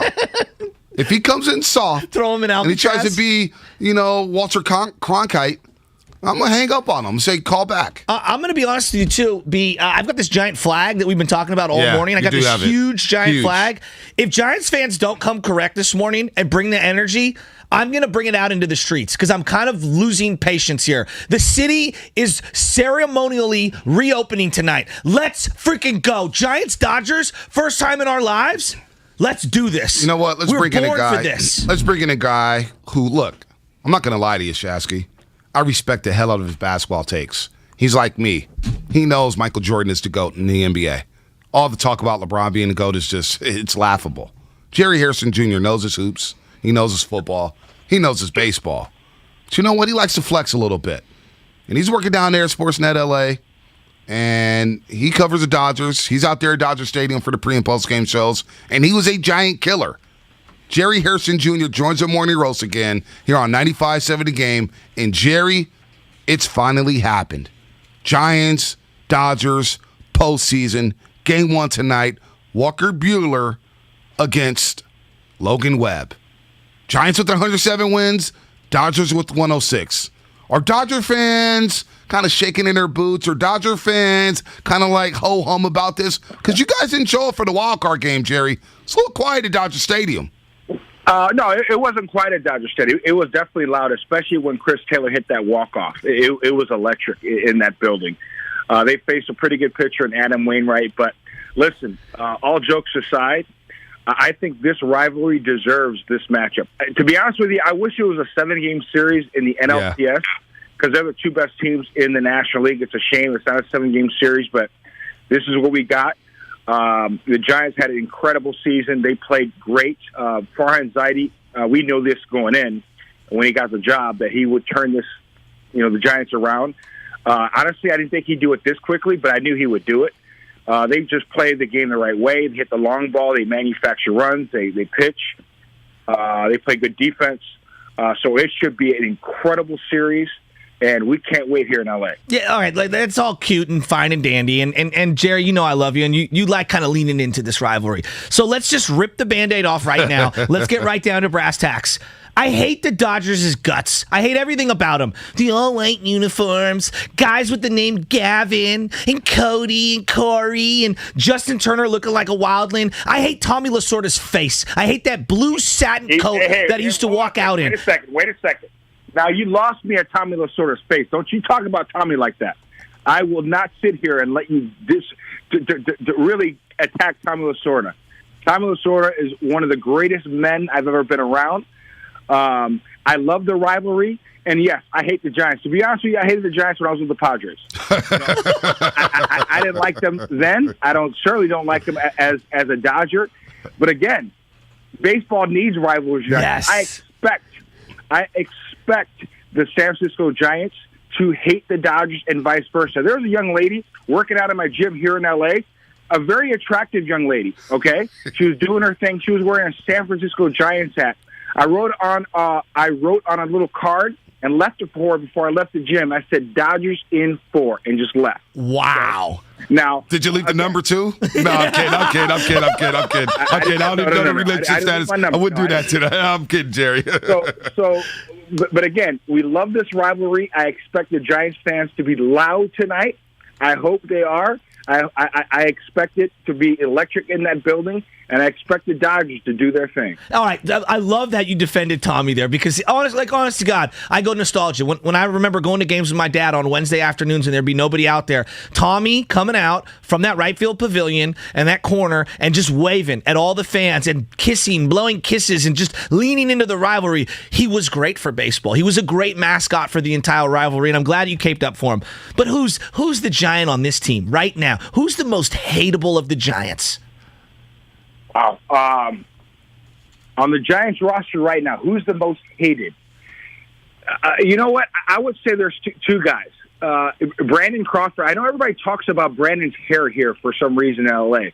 He's got that WWE type hair, you know, the Jerry curl. Yeah. Always flowing. It's always wet. It's never dry. I know a lot of Dodger fans talk about that. And then it's got to be Buster Posey. Buster Posey's been an incredible player, champion there, and he irks a lot of the Dodger fans. So I would say those two guys are enemies number 1 and number 2. I love it. Wow, Jerry Harrison Jr. here on our Morning Roast on 95.7 The Game. I respect it. I respect you defending Tommy Lasorda. I respect you defending Dodger Blue. I respect you walking to the gym and telling that young lady Dodgers in 4. But we know that's not happening here because the last time the Giants saw Walker Buehler, they touched him up. And they touched him up pretty good. I'm so glad that they did that. They lit him up. The Giants lit Walker Buehler up, and I'm so glad he got that start out of the way because he's going to make an adjustment. And the Giant hitters know, you know what? Walker Buehler doesn't get lit up too often, so they know he's going to make an adjustment. So I expect Walker Buehler to do his things. He's got 5 different pitches to attack you with. He developed that changeup this year. It's been devastating. Yes, he was off his A game last time in San Francisco, and the Giants did what they were supposed to do. A lot of pitches in the middle of the plate, and they beat him up pretty good. But I expect him to pitch a lot better tonight. How are they going to deal with that cold weather? You know, you guys love the palm trees and the sunshine and the San Gabriel Mountains. It's going to be a little chilly up here at Oracle Park. I know you LA boys not used to that, man. It gets a little too cold. You need little hand warmers out there. You guys act like we've never been to San Francisco before, bro. We know that it's the coldest winter. The coldest winter. Who was it that Mark Twain. Mark Twain. Yeah, the coldest winter he ever spent was the summer in July in San Francisco, whatever that song was. Yeah. And guess what? He was right because I played there before. It gets cold there in July. The players know what to expect in San Francisco. They know it's going to be cold up there, but they know, you know what? It's going to be a lot warmer in the 9th inning when we're ahead about 2 or 3 runs. Oh, you're just trying to just stick the knife in. I'll let B get to the managers and Farhan. I want to ask you about Clayton Kershaw because a part of me is sad that he's not going to be a part of this particular series. But, I mean, be honest to our Giants fans. You kind of weren't really going to pitch him in the first 3 games, were you? Like, he was the guy who was probably at best, your 4th starter? Well, you got to remember, this second half of the season, he was dealing with that elbow injury. So even him coming back, he'd probably would have been that 4th starter if we had 4 starters or out of the bullpen. But he wasn't right. We all knew it. He was just trying to, get on the roster some kind of way. His elbow just wasn't cooperating. So he's not going to be with us this postseason. We miss him. But, again, no excuses. We make no excuses. We're not missing Max Muncy as well. And guess what? You Giants aren't feeling sorry for us. Nope. And we expect that. And you guys are going to be having Brandon Belt. Yeah. So it is what it is. You go with the hand that you got, and whoever wins this series, you can't make any excuses if you lose because everybody's dealing with something. He's got to play great baseball. Former big leaguer Jerry Hairston Jr. With us. He does all the broadcasting for the Los Angeles Dodgers. He's well versed in the rivalry. Jerry, you look at this matchup, Walker Buehler. I mean, he's like Justin Verlander 2.0 in terms of the effortless way that he throws. And then you look at Logan Webb on the bump for the Giants. Obviously, both teams are going to try to get to the bullpens. We understand that. But Logan Webb, what do you see in the young man? Because we didn't see Star at the beginning of the year. Last 20 starts, he's 10-0 with a 2.4 ERA. The guy's been outstanding. He's been great. You know, for a 24-year-old, he has shown a lot of poise. He's a strike thrower. Everything seems to be down in the zone. When he has that sinker working and it's moving down the zone, he'll get a lot of ground balls, a lot of soft contact. You're hoping as a Dodger, this is his real first playoff test, and you're hoping that there's going to be some nerves there, and his pitches are in the middle of the plate. But he's had a tremendous season.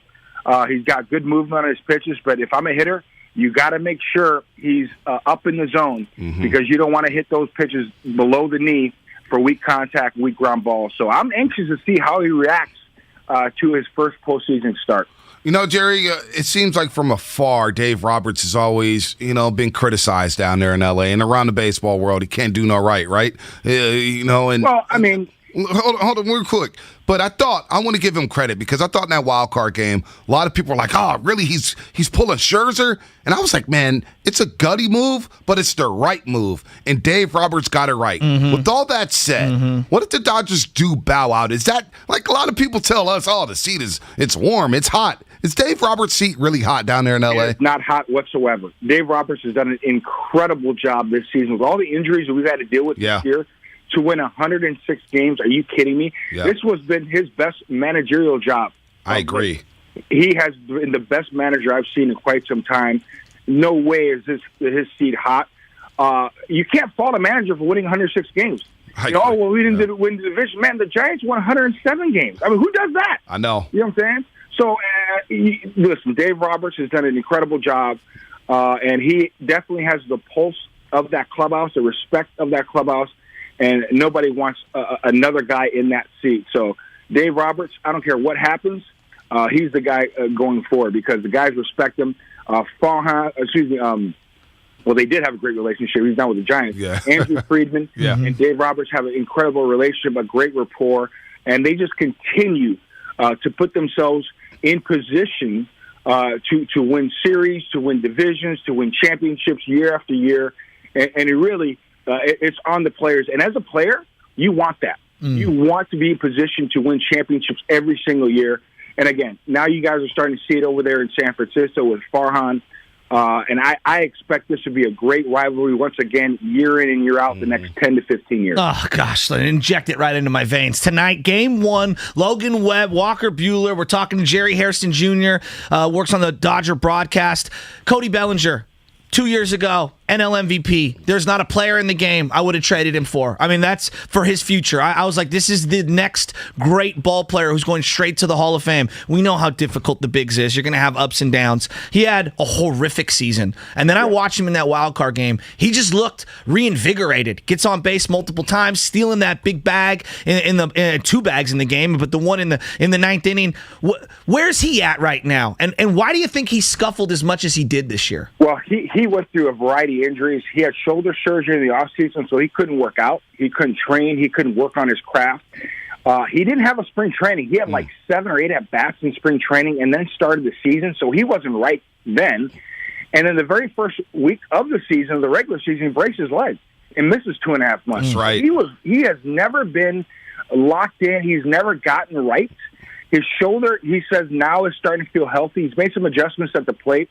But the last week of the regular season, you could see him starting to get right with his swing, and the confidence is starting to kind of grow with that swing. And then you saw it in that wild card game. Had great at-bats. I think that at-bat against McFarland, the lefty, really set up that inning. He drew that walk, and then CT3, after Cody stole that base, calmed down, able to put a great swing on a baseball, hit that 2-run homer, a walk-off homer. So Cody Bellinger is one of the best defensive center fielders in the game. He's got incredible speed, and now he's starting to square baseballs up. So to have Cody Bellinger back the way he played in that Walker game, we have that type of Cody Bellinger in this series I'll tell you what, look out, because he will lengthen the lineup offensively, hitting 7th or 8th, but also be a game changer defensively. Yeah, he kind of worries me, Jerry. I'm not going to lie to you, because he did look good in that wild card game, and people always turn the page once it gets to the postseason. It's an entirely new season. And we saw that with Chris Taylor the other night with the walk-off. What was he, like 8 for his last 72, 92? It was insane how much he struggled. In that ballpark. He has been scuffling a lot, but I tell you what, these guys work extremely hard on their game, on their craft, and they realize now in the postseason, it's the real season. Press the reset button and get it done. Whew. Giants-Dodgers. Game 1 tonight, Oracle Park. Jerry, if you come up here, you got to come to the studio and see us. If not, we'll see. We'll talk to you soon, man. Maybe even next week. Before he goes, hey, we about to beat them bumps. Beat LA, Jerry. Take that. Let's go. You guys can get fired up all you want. All you want. I expect you to. But I tell you what, in about a week to 10 days, you guys are going to be going, you know what? Giants, we had a great season. Let's cheer on the Dodgers in the NLCS. Here you go. Here you go. We'll talk to you soon, Jerry. Good luck. All right, guys. You guys take Jerry. care. Jerry, he's a good guy. He's a good sport, man. He's a good sport. He wouldn't let you get on Lasorda. Nah. He had to pump the brakes on that I'm one. glad that he did that. Yeah. Because if somebody tried to get at Bochy, even if Bochy comes back, like, whatever. But Bochy will always have a spot in my heart. No you doubt. try to come at Bill Walsh like that? That's a problem. Like Dame says, all right, now put your seatbelt on because I'm coming for your head. It just reminded just how great this weekend. Now put your seatbelt on because I'm about to get on your head. Dame, who's Dame rooting for? Hey. Who's Dame in Oakland rooting for? Trey Lance is dope. Does he watch baseball? Oh, I'm 100% sure that he's in on this. I want to read. Is he rooting for the Dodgers? He seems like an East Bay guy. I want to get everybody fired up here. I want to read the opening line, and we'll go back out to the lines. 888-957-9570. I say beat LA. Who's the face that you visualize in your brain? Who's the guy or group of guys that you think of? I told you, mine is Tommy Lasorda. I'm sitting there. It's 8-year-old me and my dad. We're sitting in the stands, and I vision that stupidly ugly satin blue coat that says Dodgers script across the chest. I'm going to read these lines, and tell me you don't get goosebumps. This is from Bill Plaschke of the Los Angeles Times. This is a new segment called Reading Rainbow.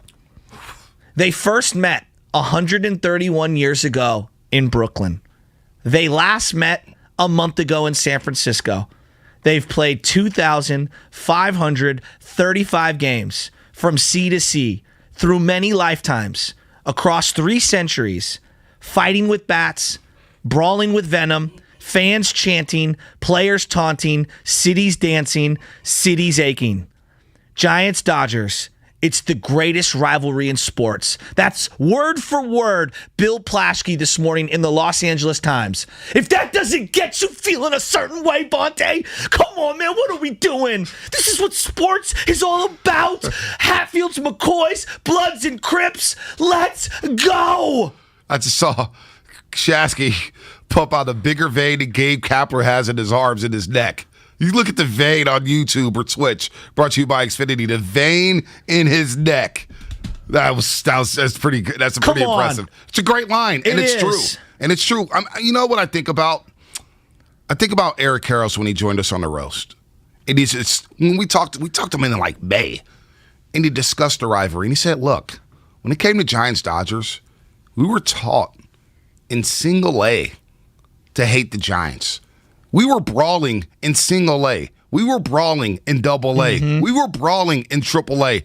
This rivalry was implanted in these guys' brains. When Buster Posey, think about what Hunter Pence said yesterday on the roast. Hunter Pence was like, Buster and I used to talk about, what if we met the Dodgers in the playoffs? I was shocked. I was shocked that Buster Posey like that. Think about that. That had to be implanted in his brain when he was in single A playing for the San Jose Giants, thinking, I hate the Dodgers. When you come up, think about Jackie Robinson. Jackie Robinson was traded to the Giants and said, I'll retire. I'll rather retire from baseball than play for the orange and black. It's one of the greatest stories of all time, and in fact, makes me love Jackie Robinson even more. Absolutely. It's a great weekend to a sports. 650. Don't sleep on Fury Wilder, who you got. I hope Wilder wins that heavyweight championship bout, but it is a great weekend because you got the heavyweight championship. All right, you got Trey Lance possibly starting his first ever NFL game against the Cardinals. The golden era. And you got Giants Dodgers, while the Warriors get ramped up in the preseason taking on Lakers. It's a great weekend in the Bay. Great weekend. I always tell you that there's connective tissue, right, between the Dodgers and the Giants. Obviously, Ned Colletti was a big part of what the Giants built with Brian Sabian in the 90s and into the 2000s. He goes down to L.A., right? And there's guys that always jump sides back and forth, right? As we bring in Mark Willard, who's going to make our show absolutely awesome here. New lineup, by the way. Yeah, can read it off by the way, great. Yeah, new lineup. My little thing. And it starts Monday. New lineup starts Monday. Nice guy Stevens setting the tone from 5 to 6 a.m. We'll be here, but for one less hour. By this time next week, we'll be on from 6 to 9. 6 to 9. Mark Willard and Dibley. They'll pair up. Mark Willard, of course, coming over from KNBR. We love to have Mark Willard. He's part of the squad now. He came over to Death Row Records. They'll be from 9 to 12. Steiny and Goo from 12 to 3. Damon and Ratto from 3 to 6. And Matt Kolsky holding it down from 6 to 10 p.m. That's our new lineup, and we'll roll it out on Monday. So the Giants and the Dodgers have had this connective tissue forever. I bring up Ned Colletti. Let's go back to the 90s. They brought in a Dodger in Dusty Baker. Yep. I don't view him as a Dodger anymore. To me, he's a Giant. And he's a Giant lifer. Like, even though he's bounced around to a zillion different teams, because of what he meant in 93 with this team 1 foot in St. Petersburg, him coming here and him and Bonds, they changed everything, right? Jason Schmidt. Jeff Kent. Heck, Oral Hershiser went from Dodgers to Giants. Juan Uribe wins a ring with the Giants, goes down to L.A. Brian Wilson wins a ring here, goes down to L.A. And then you have now the current version, Farhan Zaidi, goes from the Dodgers back to the Giants. These two teams have had the connective scar tissue forever. But they followed each other from New York out to the West Coast. But you know what? It feels like the Dodgers have harped on the Giants players a lot more than the Giants have harped on the Dodgers. Like, Brett Butler, in my lifetime, Brett Butler was the first center fielder I grew to love as a Giant. And he bounced to the Dodgers. I know. And they've had a lot of guys. Jason Schmidt, Juan Uribe. The list goes on. And now the Giants have had a couple guys like, Jeff Kent ends up being a Dodger. Michael Tucker. But Darryl Strawberry came to the Giants from the Dodgers, even though we know Darryl Strawberry's a Met. We think of him as a Met or even a Yankee for crying out loud. We don't really think of him as a Dodger or Giant. I believe, I think it was Hackman Leonard at one point was in the Dodger system before he came to the Giants. This has been happening forever. Someone brought up Marquise Grissom earlier. Yeah. Kenny Lofton's another name, was a Giant and a Dodger. Yeah, he played for both sides. You know, so these teams, they cross-pollinate a lot. Or a Hershiser became a Giant. Which, to me, never felt right. It never was. I had a tough time rooting for Earl Hershiser as a Giant, and he stunk as a Giant. My biggest memory of Earl Hershiser as a Giant is something happened with A-Rod. It was like a slide or something. Or I think was covering first base or second base. Could be wrong. But A-Rod took a shot at him because it was an interleague play, Mariners Giants at Candlestick Park, and he was like, well, stop soft tossing or something like that. He just basically punked Earl Hershiser. Never liked him as a Giant. Never liked him at all. Let's go back out to the line, though. Chase in San Jose. When you think of beat L.A., who are the Dodgers you hate? Oh, man, there's a list, but I'll give you a couple names. Eric Karros used to drive me nuts. The guy killed, he was a Giant killer. And speaking about hair, Mike Piazza, he had that hair, and you're just like, this guy's a Giant killer. And, of course, Oral Hershiser, another name. And then this guy, the knuckleballer, Tom Cagliari. I remember I went to a game as a small kid. This guy's knuckleball would kill the Giants. It was like going like 50 miles per hour. It was nothing. It was the weirdest thing in the world. But, yeah, those memories of Candlestick, Giants, Dodgers, completely, this is going to be a great series. Beat L.A. Tsunami, San Jose. Tsunami. What's happening? You're on the roast. It just went dead silent for some reason. Gentlemen? How you doing? Up? We're good, Tsunami. Bonte, man. Bonte, you're looking fly in that little light blue suit and that thank you. Promo picture. Oh, dang. Thank you. You got it going on. Thank you. Hey, so I'm going to go old school. I'm about 10 years older than you guys. Okay. But the Dodgers have always been stanky, man. Always. They've been annoying as you know what. I'm an old Yankee fan. I've been transplanted to the Bay Area. I'm a Giants fan now.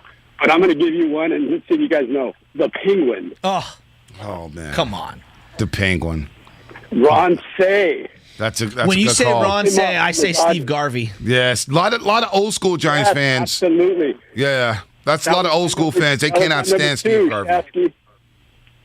Yeah, but Ron Say, that guy's annoying. Look him up, man. Look, I don't even know if it's on YouTube, man. He might be in VHS era. Thanks for the call, Tsunami. By the way, you're saying, do brothers like Jameson? Our buddy Kurt, he listens to the roast a lot. Okay.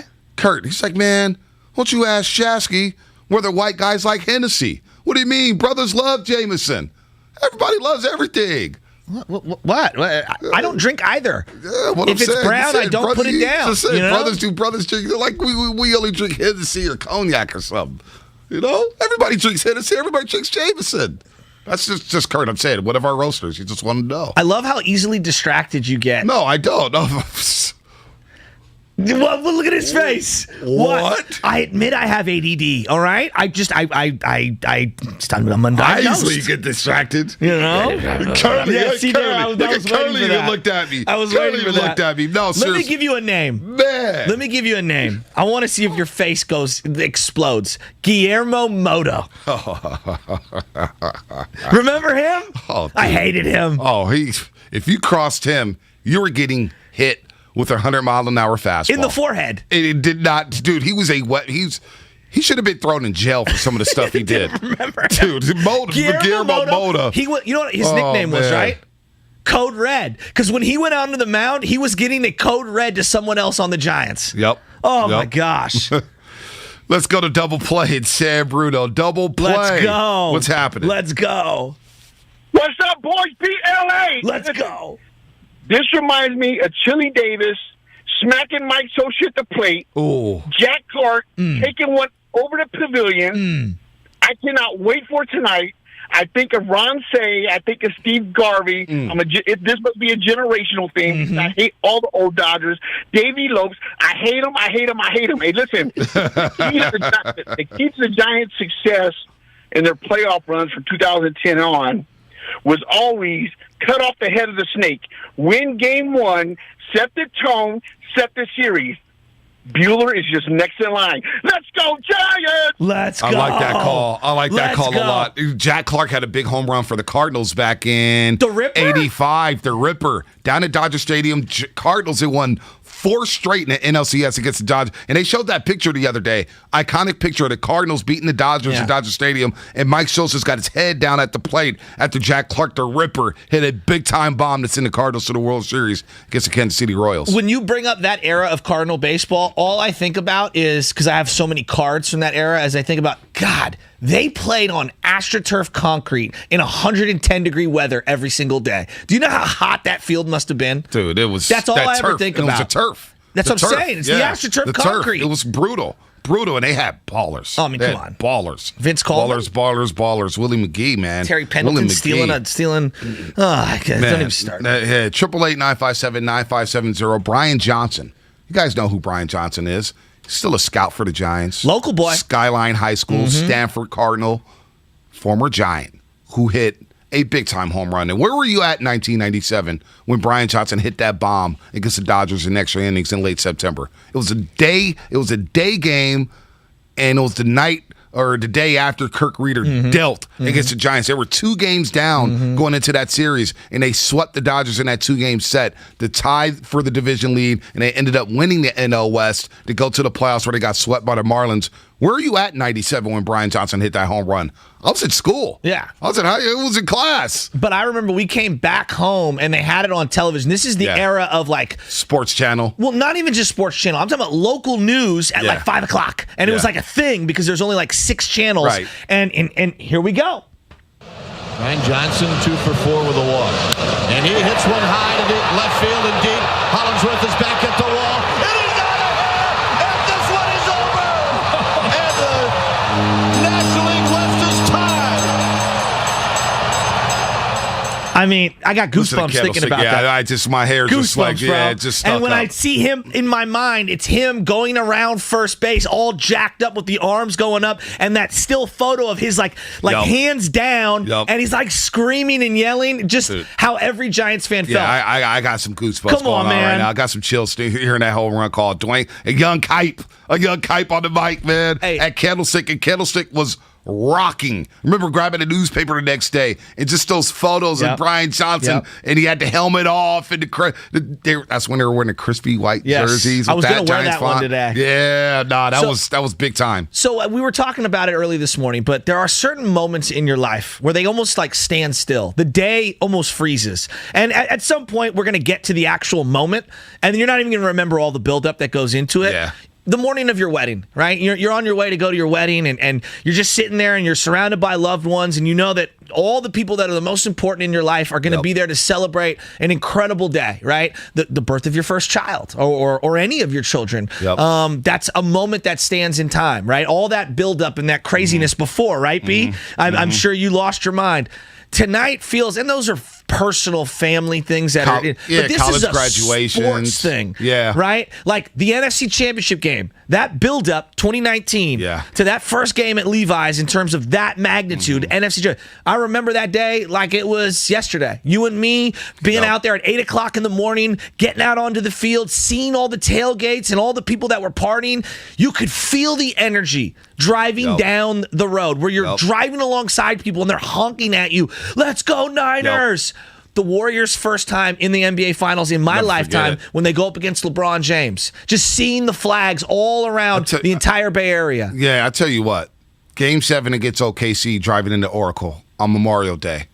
It was like the roadways. It was dust setting, Oakland. You walk into that arena and it was buzzing. And you're like, and I'm thinking to myself, how the hell is there a Game 7 against Kevin Durant, Russell Westbrook, and Deion Waiters and Serge Ibaka? How did they make it to a Game 7? And in Game 7, against the Cavaliers in the 2016 NBA Finals. And I know the Warriors lost that game. No, but it was epic. It was Father's Day. Driving into that game, and when tip-off happened, I just remember my hands just sweating profusely, just nonstop. And I was just like, why do I have all these nerves? Why? Like, there's so much tension. There's so much tension in the building. This feels like it. It's just like, can I get to 6:37 p.m.? It's a moment in time. Everybody's looking at the clock like, we're going to all look at the clocks. We're going to look at our cell phones. What time is it? What time is it? When am I off work? Is it 4 o'clock yet? Is it 5 o'clock yet? When do I leave? And the clock, the time is going to move so slow today for the anticipation of this game, waiting for this game, 6:37. Then when you finally get there, they're going to do the starting intros. They're going to have the flyovers. There's going to be fireworks. There's going to be national anthem with Tony Lindsay. It's going to just feel like, man, can we just get to the first pitch? It's going to be a long day, folks. A long day. We're going to get Blue Angels flying over Oracle Park. I'm surprised we haven't heard Blue Angels yet today. Well, when we were growing up, that was one of the things in the classroom. You'd hear them practicing. Hear it all the time. And it would be like the greats, like, Fleet You know Week, what would happen Blue too? Angels. Well, I don't know if you guys did it this in high school because I know you guys were quote-unquote disciplined. But at Washington. Oh, here we go. Another shot at a private school. You know, at Wash.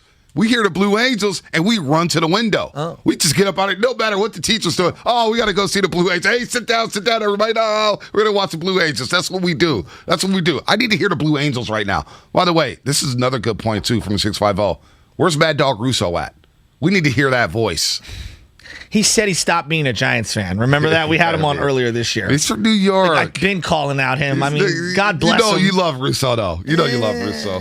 You know you love Russo. He wasn't watching real Giants baseball on Tuesday nights. Come on. By the way, the Rocket Mortgage Pro Football Pick'em, that's happening right now. That is happening. You can win $10,000. Rocket Mortgage Pro Football Pick'em. Text your picks to 20357. Your picks could be worth $10,000. And let me tell you, I started off hot again. Oh, you did? Oh, man, I'm having some good weeks. I took the Rams last night over the Seahawks. Ballsy pick. Yeah. Ballsy pick. The Rams showed out, though. Oh, ballsy, the team that had a better record. It's interesting. I mean, it's Seattle. It's Russell Wilson. So we're talking about a moment in time. I think everybody can relate to this if you've lived in the Bay Area over the last 2 years. It's been hard. It's been tough. Going to work, not going to work. Your kids not going to school. Now they're going to school. Maybe they're not going to school. Maybe there's a COVID outbreak or something. And it's just been a lot. Offices shut down, job sites shut down. The supply chain in every single industry has been delayed, and everybody's feeling the pinch, the squeeze. Gas prices are through the roof. it doesn't feel like things are open out here, even though we're slowly starting to get back that way. Today feels like the opening of San Francisco again, like a reopening, like we're having a World's Fair. I don't know if you ever heard the story, but in 1915, they had the World's Fair coming to town. And so after the earthquake in the early 1900s, they had to just get everything ready for the World's Fair. And it feels like today is like the reopening of San Francisco. The pageantry, the pomp and circumstance, the bunting. Bonte, I'm looking at the bunting down at Oracle. Do you guys get nostalgic over the bunting like I do? I used to. I'm not going to lie. They use it too much. They use the bunting too much. Kyle Madsen said, I only see it for one game with the A's, so he says he doesn't see it much, so he doesn't, The bunting means something to me. It's like seeing mistletoe. I'm ready to just kiss a random Giants fan. You want to kiss me when you see the bunting? Absolutely. You know what I like? I do like the bunting. The bunting's fun. Come on. The bunting's great. But I love the rally rags. Even though people don't know how to swing them, and they may hit somebody, but it's something about 40,000 people swinging a rally rag and you see nothing but orange. Now, again, people get hit in the eye. I've seen some bad things. You in the eye. Just let it go. I'm telling you. I'm telling you what happens. People get drunk and they don't know how to swing it. Beers are flying this way. Alcohol's flying the other way. But the rally rags are something, not thunder sticks, because I can't stand those. It's the rally rags that get me. So here's my favorite part, and I cannot wait for this. Get down to the ballpark early. Maybe you park on the opposite side of the cove, and you're going to come in from that parking lot, even though there's only like 5 cars allowed in that parking lot. Walking that way is fun because you could always run into the lady who sells the sunflower seeds and the peanuts. And the guys who are selling the bootleg gear. Yeah. And they got it all lined up on the floor. It all hyped up. And then there's the guy with the cardboard ripout. Need tickets? I got tickets. You got all of it. There's ticket poachers and there's ticket sellers. They're my favorite people in the world. That's when I know we're back, baby. Yeah. Like, that's when I know. And I see all of the bootleg merchandise from Major League Baseball that they just want to eradicate. But I love the Let Timmy Smoke shirts. Like, I am here for all of it. I am here for all of it. I am so excited when that N. Judah comes rolling down in Barcadero and they've got all the blocks blocked off. Momo's is going to have a resurgence tonight. I bet you Ray Durham's there.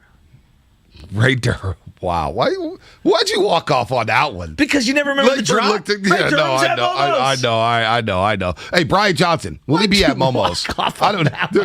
Brian Johnson at Momo's? I know he's going to be on the roast coming up in 5 minutes. Brian Johnson, who hit the iconic home run in 1997 to give the Giants a 6-5 win in 12 innings back in 1997 against the Dodgers, which tied the division, and the Giants went on to win the NL West.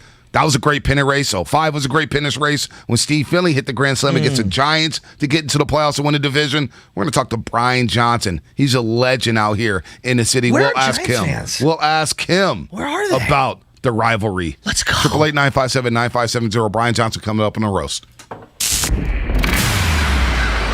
What better colors for October baseball than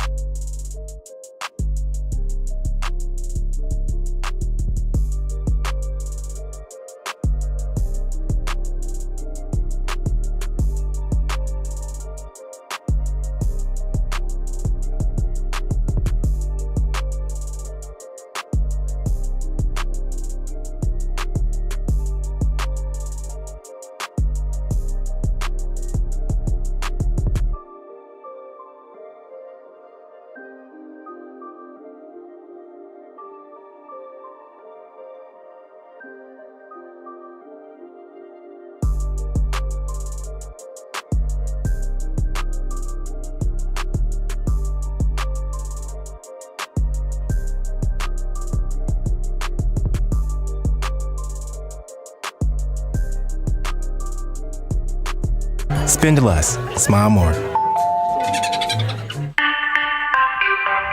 With just one spray of Microban 24, your hard surfaces are sanitized for up to 24 hours. Touch after touch after touch. So 6 hours from now? Still sanitized. 12 hours? Yep. 18 hours. We're really doing this. 24 hours. When used as directed, one spray of Microban keeps killing 99.9% of bacteria touch after touch for, up to 24 hours. Wow. Microban 24. The sanitizer 4 out of 5 doctors would use in their own homes. So why aren't you? This is Antioch's favorite sports station. KGMC FM at HD1 San Francisco. 95.7 The Game on Odyssey Station. It's time to wake up with a nice cup of morning roast. Featuring Bonte Hill and Joe Shasky. Presented by Timeless Coffee. This is the Morning Roast on 95.7 The Game. Ryan Johnson 2 for 4 with a walk. And he hits one high to deep left field and deep. Hollingsworth is back at the wall. And he's out of here! And this one is over! And the National League West is tied. Wow, what a call. Dwayne Kuiper back in 1997, September 18th. A day game. At the moment, it was called 3Com Park, but we know it is Candlestick. Remember that? 3Com Park. I do remember that. Oh, my gosh. Monster Cable. Monster. Oh, Come man, on. it was awful. 3Com. Awful. 3Com Park. We never called it that. Candlestick No, it was Park. Candlestick. It was the stick. Man, that was a great game. 12-inning extravaganza. Brian Johnson with the game-winning home run in the bottom of the 12th. Remember Rod Beck got out of that bases loaded, no out jam there, and Brian Johnson wins it as the Giants tied the Dodgers for the NL West lead, and they went on to win the division. They got swept by the Marlins, but it was a great, great year. That was a year, we always talk about baseball being back in San Francisco, baseball being back with this series with the Dodgers and with the Giants winning 107. That 97 team brought baseball back to San Francisco. They did. Remember the strike year? They came up short in 93, 95, 96 were kind of lost seasons. 97, that team, led by Barry Bonds and, of course, Jeff Kitten, with the help of Brian Johnson, our next guest here on the Morning Roast, brought baseball back to the Bay and brought baseball back to San Francisco. Brian Johnson here on the Morning Roast, former Giant, former Skyline Titan. Don't forget about that. Former Stanford Cardinal, now a scout. Brian, good morning. Long time no talk. We got Giants-Dodgers in the postseason for the first time. And whenever we think Giants-Dodgers, your home run still resonates with this fan base. What do you think when you think Giants-Dodgers, Brian? And good morning. Hey, good morning. Good morning. I missed you guys. It's good to be back. It's, it's exciting, isn't it? It is. Giants win 107, Dodgers win 106 on top of the rivalry already that we've had for the last, 40 years or whatever it's been since both teams came over from the East. I'm excited for it. I hope the whole Bay Area is excited for it. It's going to be some great baseball. We got to be careful, though. The Dodgers have played a playoff game already, so they got some momentum. That's the key for me in playoffs is a team that sits for a while. They got to crank it up pretty quick, so I'm hoping the Giants will be able to do that. Well, take me back to 1997. I mean, the Giants really, they had 1 foot in leaving 4 or 5 years prior to that. They were going to go to Florida. They end up obviously staying, and they said, hey, we're going to build a stadium. They bring in Barry Bonds, Dusty Baker. They make a giant trade to go get Jeff Kent, and then they make the deadline deal in 97, and you guys are going against the Dodgers. They had like 8 zillion Rookie of the Years in a row. Take me back to this day. Take me back to this pennant race, because before this year, that was one of the great pennant races, Giants and Dodgers, in my lifetime. Yeah, you're right. I mean, and you're taking me back really far. When they were about to move, thank goodness for Peter McGowan stepping in and keeping the team here, along with Larry Baer. But yeah, that pennant race in 97 was big, and you're right. And that's how a lot of times I've described that to people who have talked about that year, 97, because I was involved in the strike. It was my rookie year with the Padres. Tony Gwynn was our team rep, but he threw the Stanford guy in there. Like, I don't want to be the team rep. Throw the Stanford guy in there. So I was on the executive board of the union during the strike and involved in all the negotiations. So I was right in the middle of it when we let the fans down, when we didn't have a World Series for them in 1994, and then the scab players and all that stuff. So there was a lot of distrust from the public the baseball public to the baseball industry and Major League Baseball at large. It was a different time. And that team, 97, J.T. Snow, Marvin Bernard, Darryl Hamilton. Darryl Hamilton, Yeah. he rest in peace. Billy Miller at third. I mean, it was a nice blend of homegrown folks, a nice blend of newly acquired guys like Roberto Hernandez was big for that team as well, and Danny Darwin, the old crafty veteran. It was a big deal, and for us, I think it was the personalities that we had. I mean, Darryl Hamilton was hilarious. You could feel that through interviews. Jeff Kent was a little reserved. Barry's a little reserved. Right. Billy Miller was kind of the young puppy that was flopping around. Sean Estes, kind of the young puppy flopping around. So it was a great mix of personalities, skill sets, diversity in color, diversity in culture, teams, geographical locations. It was a great team on many different fronts. Yeah, Julian Tavares was out in the bullpen. my We know God. he was a wild dude, man. Yeah, You don't want to mess around with him. Number We're talking 50. to Brian Johnson, catcher. For us with the Giants, had that big home run back in 1997 to help the Giants tie the Dodgers. You ended up winning the division, and really was a special year. You guys got off to a hot start. You held tight with the Dodgers in a classic pennant race. Just take us, like Shasky said, that game with Rob Beck. Like, the fact that it got to you where you had an opportunity to win that game, Rob Beck and how he escaped that bases-loaded no-out jam. Talk about catching Rob Beck in that situation. Yeah, absolutely. It was a tough day, but it was emotionally exhausting, right? We were up 5-0, feeling good. Then they come back, take the lead, back and forth. But, yeah, that situation with Rob Beck, Rob was having a tough season. And the shine was kind of off his star a little bit, so fans were booing him when he came out of the bullpen, and Dusty brought him in. So Dusty made sure that he encouraged him out on the mound. Dusty came out on the mound before we got started.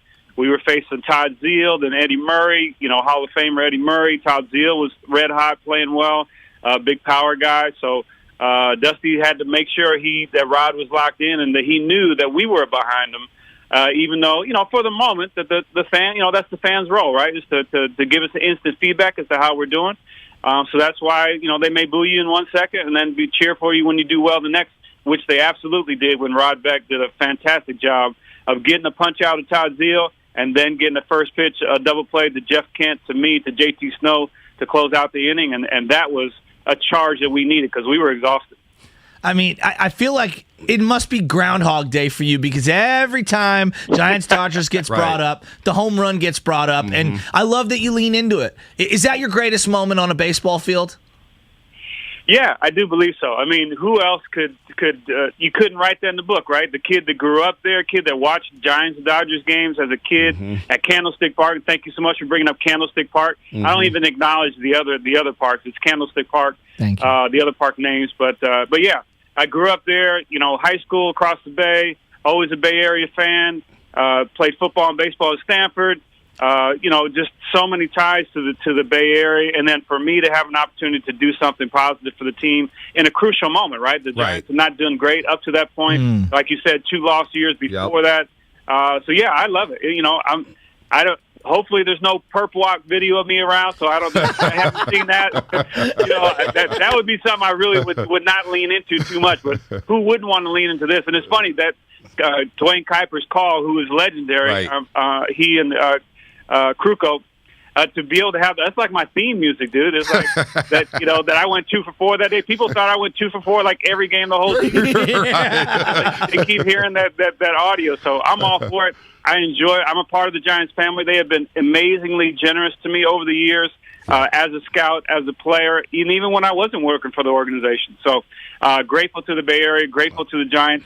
And to baseball. It's done a lot of good things for me, and I appreciate that. Yeah, no, we were in high school when that moment happened. It was a day game, so we couldn't get out of class, and we had to find a terrestrial radio somewhere, transistor radio, to figure out what the heck happened at Candlestick Park as you guys swept the Dodgers. But I got to ask you, man, and I do not remember this. For some reason, I never remember this. Were you really a Dodger in 01? I'm looking at your baseball reference because I just wanted to see. Like, I remember you were a Tiger. I remember when you moved on and became a Red. I don't remember you wearing the Dodger because we were just talking about Giants who became Dodgers, Dodgers who became Giants. So you were a Dodger. What was it like throwing that hideous white uniform? Well, I appreciate you bringing up that you didn't remember me as a Dodger because that makes you feel good. Because here's what was playing out. Because remember, dude, I'm at the end of my time, right? Right. My opportunity in baseball, I had hurt my knee 2 years prior, so I was tricking them for 2 years. I was just making it work, so I had to do what I had to do, and so it turned out to be with the Dodgers. Start off in AAA, made the All-Star team. Got called up. You know, they didn't want me to play very much because then we'd kick in more money and, you know, all that kind of stuff. So, but then just catching a bullpen for Kevin Brown late in September. Wow. I hurt my meniscus again, you know, a little chip of cartilage off my knee. So I'm like, I'm done. You know, because I just had my kid. My wife and I have been, you know, we've been apart for my whole career, really. She's a physician in Chicago at that point. Travel is rough. You know, baseball, we have about 90% divorce rate in baseball. So, wow. So it's like, I don't want to be part of that statistic. So It was funny because when I hurt that knee, I told the Dodgers, hey, I'm done. You know, I'm wrapping it up. I'm ready to go home because the next trip was going to San Francisco, and they wanted me to go to San Francisco because that whole rivalry thing. They wanted me to be, you know, the emblematic guy of that home run of '97. They're still bitter about '97, by the way. Wow, I love it. And so they really pushed me hard to just go on the trip and to try to play in that week. I was like, nope, I'm done. I'm not going on that trip. I don't want to be, you know, I'm not true blue here. I'm true black and orange. I just had to do what I had to do to get blue in here. So I appreciate that no one really got to see me play in Dodger blue. That makes me feel good. So basically, you threw on a ski mask and stole a check from the Dodgers. I'm not mad at that. Hey, you got to do what you got to do, man. Ski mask Hall of Famer, I got to live baby. for the next 40 years. I got to get everything I can out of baseball and figure it out. Yeah, you know, Brian Johnson with us right now. Hits the famous home run in 1997. Rock number 18, before Moises Alou, before Matt Cain. Yep. Just one of the great moments in baseball history, in Giants history, in his life. We talked about the candlestick, and I was bringing up earlier, you know, my dad used to take me out there Wednesday games. I grew up near the stick, and so we would go out there for $1, sit in the family pavilion, and out would walk Tommy Lasorda in the satin blue coat, and everybody would be booing him, and there'd be stuff walking across the field from the little right field gate door that they walked in the visitor side. Yeah, and he'd be blowing kisses, and that's where I learned all the curse words. Like I was working down at the docks, and my dad would have a little brown bag, and he'd be feeling himself, and we just had a great time growing up and hating the Dodgers, and it started with Tommy Lasorda in a sports way. Who was the guy from the Dodgers? Let me stop you there. I got a quick Tommy Lasorda story. Give it to me. So I go to spring training with the Dodgers in Dodgertown, and I'm kind of avoided Tommy up to this point because I ran into Tommy before. He just likes to cuss, but he's a big teddy bear. But so he realizes I'm on the field. We're about to play a game, and I'm stretching with the other guys. He yells at the top of his lungs, "Brian effing Johnson! Brian effing Johnson, where are you?" And he just rips and just cussing left and right. It was so funny. Everybody's laughing on the field that could hear him. And he comes up to me, gives me a bear hug. He said, "You finally found your way to the blue. Congratulations." Oh my goodness! You should have stabbed him right in the back, right there. I mean, no. So when I say beat LA, as a local kid, as someone who's seeped now in the Giants tradition, who's the person that you're visualizing when I say beat LA? Is it Tommy Lasorda? Oh, good call. Yeah, pretty much. There's Tommy there, and I think of Mondesi and Piazza. I think Piazza's the big one there. Yeah. Hell yeah. Yep. You know, as a catcher, I kind of, we catchers, we're kind of a separate unit, and I don't know. I just wasn't a big fan of his, kind of the way he went about his business. But all those guys, and like you said, year after year, rookie of the year. Yeah. I don't know how they do it. I mean, I have to give them credit. They're an amazing organization. I mean, even now, they're always the big dogs. Mm-hmm. It seems like we're always chasing them, even though we got 3 rings in 5 years, and they haven't had a ring in outside of last year. Long before that, they're an amazing organization. They do it well, and hats off to them. But it makes it even better when we kick the snot out of them. Yeah, and no doubt. And so, with that said, I always look at this team, and I know they won 107 games. it reminds me of that 97 team where it did come out of nowhere. And look, baseball we didn't know about baseball out here in San Francisco with the pandemic. How would the fans come back? What is the team going to look like? Are they going to have 5 straight losing seasons for the first time in franchise history? So it always reminds me of that club in 97. What about this club here in 2021 and how they've done it? The home run ball, the bullpen, all the pinch hits, breaking a major league record. What have you thought about this team? And when did you start thinking to yourself, Brian, damn, this team's going to be pretty good this season? Yeah, how about it? I mean, that I thought about it a lot. Compare. You always do that. You kind of compare errors, and hats off to Larry Bear and Farhan Zaidi and the whole crew. It's tough to discontinue one regime and start up anew. Right? You got to get rid of a lot of relationships that happened that were formed over three World Series in 5 years. A lot of success. So it's tough to make that transition. Now it's so nice to see that the team now power is a force, right? Power is a big deal for them. Where in the 3 and 5 years, power wasn't a big deal for us. Pitching was our force. Now we got both power and pitching as a force with the Giants, with this new Giants. They were, initially they were not known, but hey, from a national thing, they've been the number one in power rankings since before the All-Star break. So they've already transitioned to being unknowns and sneaking up people to now being the favorites and out in front. So I think they're ready for this time. I think they're ready for this opportunity. Like I said, they just got to get some momentum early and catch up to the team that had a playoff game already. Because it's the speed of the game is the key. Yeah. The speed of the Major League play in general during the regular season is what sets everybody apart. The speed of the playoffs in the World Series kicks it up even further if you can even imagine that. So you have to, as a team, catch up to that speed right now and be ready, or else you're going to be down 5-0 like we saw last night. In the playoffs, you're down 5-0. That's like 10-0 in a regular season game. Yeah, that's a great point. We got Brian Johnson, Giants legend, and you obviously talked about the fraternity of catchers. And so I got to ask you about Buster Posey. I feel like he's criminally underrated, not just within the own market, but outside the market. He's the Joe Montana to the San Francisco Giants organization of the last 10 years. What's your thoughts on Buster, man? I love Buster. Buster's first year, my first year of scouting was 2010, and Buster was just coming on the scene. I remember when we had our first couple meetings in spring training, kind of putting a team together. We all kind of gave our opinions, and my opinion was like, he's not ready yet to call a game. But his bat is ready to go, but he's not ready to call a game. He needs a year in AAA. He needs to learn under his manager there to how to call a game, how to adjust, because your scouting reports only go so far. They go to like the first pitch of the game. After that, you got to adjust. You have to keep that institutional knowledge of what the scouting report tells you, but the game is different because the guy may be 0 for 10 against you, but then all of a sudden he catches fire because he got a bloop hit in the first inning.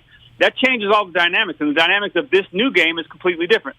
So Buster learned how to call a game. Buster has done a phenomenal job of getting better and better every year. And what I love that he took a year off in the pandemic because he's refreshed, right? The catching, the marathon that is the baseball season. And then it's just a more difficult process for the catcher in all of sports. There's no sport there's no position like catcher in any of our major professional sports. So for him to grind it out as long as he had, take a year off, not skip a beat, make a little adjustment, which I love with his hands on his stance and his swing, and then to erupt this year to have another Buster-type season, I could not be happier for Buster. I'm so happy he is where he's at. Yeah, unbelievable season for Buster Posey. Unbelievable season for the Giants. And finally, we get a Dodgers-Giants postseason series. Tonight is Game 1, 6:37 p.m. first pitch. And Brian, we always thank you for joining us. We love having you on. The Giants fans love having you on. They do. The Brian Johnson game will forever stick with us September 18th, 1997, when you helped the Giants beat the Dodgers 6-5 in 12 innings to help the Giants win an NL West that season. Brian, thanks so much, man. Enjoy this series. Should be fun. Always grateful to be here, guys. Great to be with you. Go Giants. Oh, gosh, Brian Johnson, I love that guy. you.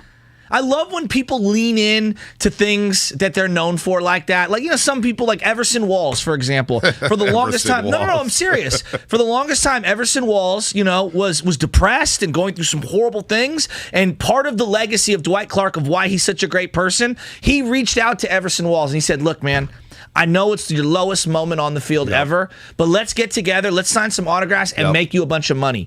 Everson Walls was down and out, and Dwight Clark brought him back and breathed life into his own life. And he leaned in to what was his lowest moment on a professional field, even though he was a good player for a long time. Well, isn't it easier to lean into a high water mark of your career than a lower moment? I get what you're saying. I get what you're saying. It's tough. I know, but like Brian Johnson, the guy, you said it. He was a multi-sport athlete coming out of Oakland, went to Stanford. Won a couple college World Series at Stanford. Was a stud, and then comes to the bigs and bounces around and has one of those moments. We talk about Cody Ross a lot, Bonte. I haven't heard from Cody Ross since 2010, it feels like. Like, I feel like I haven't heard from him.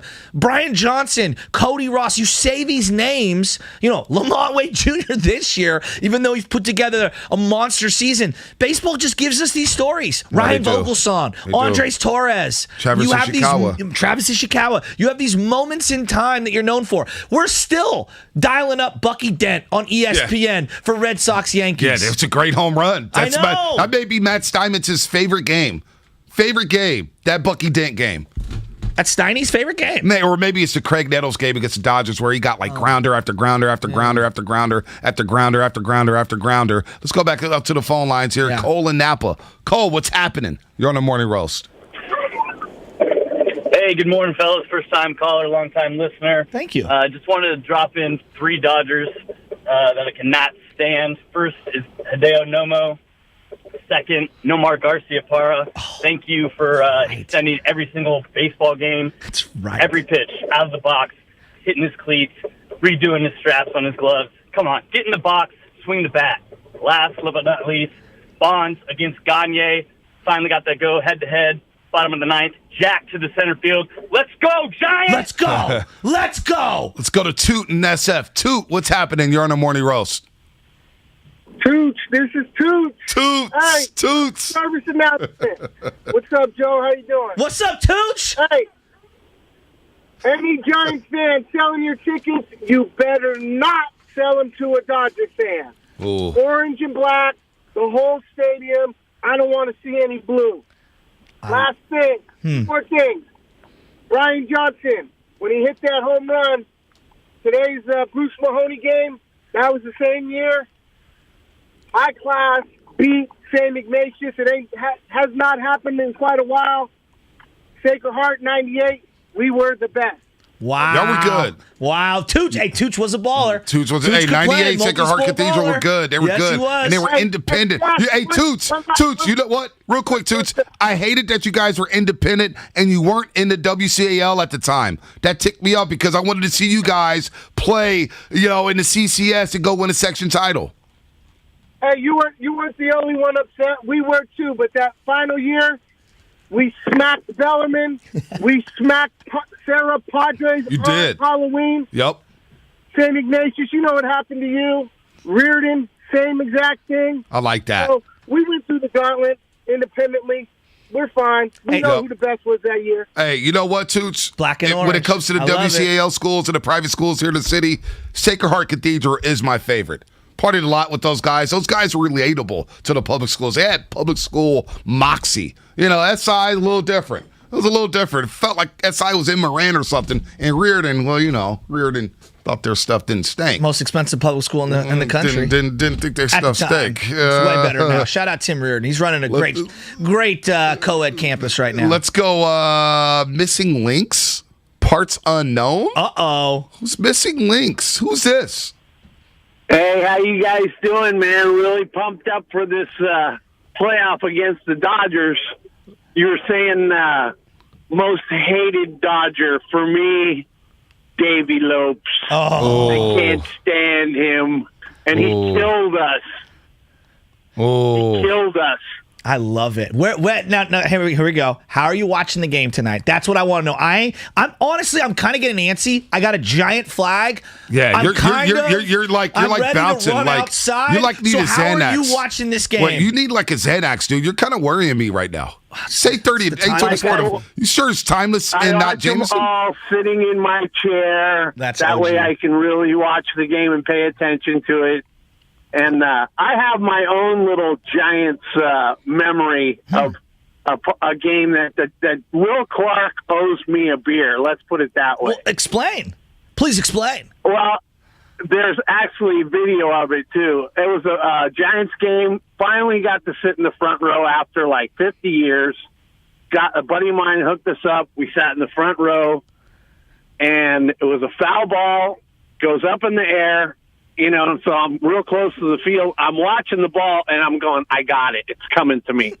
And it had a mean spin on it, you know, and I just bought a beer, and I'm looking up. Well, I didn't realize that Will Clark had ran over, climbed up on the tarp thing, and was right next to me, and I didn't even know he was there. So the ball's coming. I got it. I reached for the ball at the last second. Clark shoves me and took it out of my hands. I got an 8x10 picture of it. And it's also on video. That's incredible. Spilled my beer all over the guy next to me, and then he doesn't even come up and buy me another beer. Can you imagine that? No, that's shady. That was in the days when they actually had beer vendors who would walk around with a giant, like I don't even know what it's called, like a walking kiosk of beers. By the way, some quick news here when it comes to the 49ers. We haven't forgot about the Niners. Trey Lance, it looks like he may start, but Jimmy Garoppolo will try to practice today. If he can't practice, excited for that. It will be Trey Lance starting on Sunday. Yeah, that's exciting. But George Kittle, there's a chance the Niners could be without George Kittle. He's dealing with some injuries that is hampering his productivity. Wow. So George Kittle may not play against the undefeated Arizona Cardinals. That's Sunday, 1 o'clock. We got the bat signal out. A special caller. Special caller. In a couple minutes. That's what's coming up on the game, brought to you by Exergen Thermometers. Accuracy matters. Fever is a leading sign of COVID, so make sure you have an accurate thermometer. The Exergen Temporal Scanner Thermometer, backed by science. It's the accurate thermometer you need and can trust. Be vigilant and learn more at Exergen.com. It's the series we've been dying for all season long. So now Posey ranges.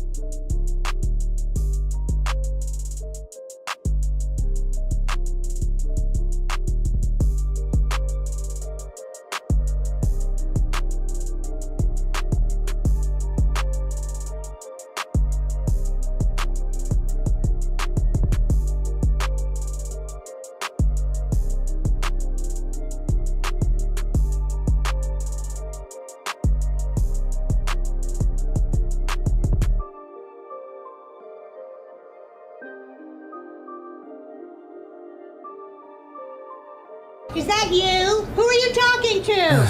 82% of you will also know that I, live with my mom. But the most important thing to note is that ZipRecruiter works. In fact, 4 out of 5 employers who post on ZipRecruiter get a quality candidate within the first day. Will you be part of the 82% who remember where you can try ZipRecruiter for free? It's ZipRecruiter.com/free. Again, that exclusive link is ZipRecruiter.com/free. How much? Free. That's ZipRecruiter.com/free. Get that satisfying crunch. Now with 20% more honey. Try a delicious Nature Valley Oats and Honey Crunchy Bar with more of the honey you love.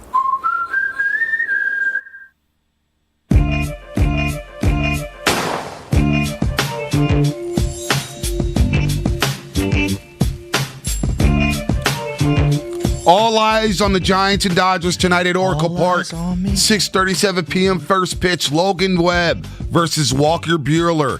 Walker Buehler, last time out against the Giants September 5th, gave up 7 hits and 6 runs in 3 innings. Logan Webb this year against the Dodgers, 3 starts, 2 no decisions, 1-0, 2.25 ERA. The Dodgers hit 127 against Logan Webb, 16 innings, 17 strikeouts. And all 3 starts of Logan Webb against the Dodgers resulted into a Giants victory. Don't forget this postseason, MLB Network brings you live coverage before and after every game on MLB Tonight, plus exclusive coverage of the American League Division Series. Game 2 of the White Sox and Astros series today at 11 a.m. Pacific time, along with Game 3 of the Rays and Red Sox this Sunday at 1 p.m. Pacific time. Visit findmlbnetwork.com for the schedule and your channel number. Then catch postseason coverage on MLB Network. We got a special caller. Yeah, we do. We got a special caller. The bat signal has been put out. Who is on the line here on the Morning Roast to get everybody fired up for Giants and Dodgers? I don't know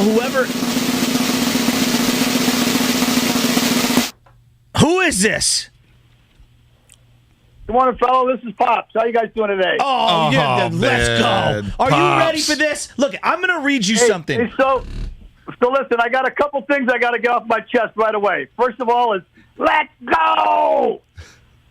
Second thing I need to talk to about is the great interview about Jerry Harrison, the frickin' giant killer. It was a great interview. Great interview with Johnson. And, Joe, you're right. Tommy Lasorda was the ambassador of baseball. Can't give nothing away. That guy was great for the game of baseball, and we truly miss him. All right? The rivalry for me goes back to the 60s against Marichal and Roseboro and Drysdale and Koufax. So that's how far back, my dad taught me, and hopefully I taught Joe the same thing. Now, taking Joe to the stick, that was epic. Epic times taking JoJo to the games. I'll never forget that. Those are the greatest of times bringing them out there. Now, as far as this series goes, that the Giants-Dodgers, it's got to rival anything that the Yankees and Red Sox have ever had. These are 2 storied franchises. Giants go back to 1883. So for the rivalry to translate from New York to the West Coast is epic. These games are going to be all-time great games. Both got great staffs. Both got great hitters. And I just can't wait to see the ending. I hope the Giants come out on top.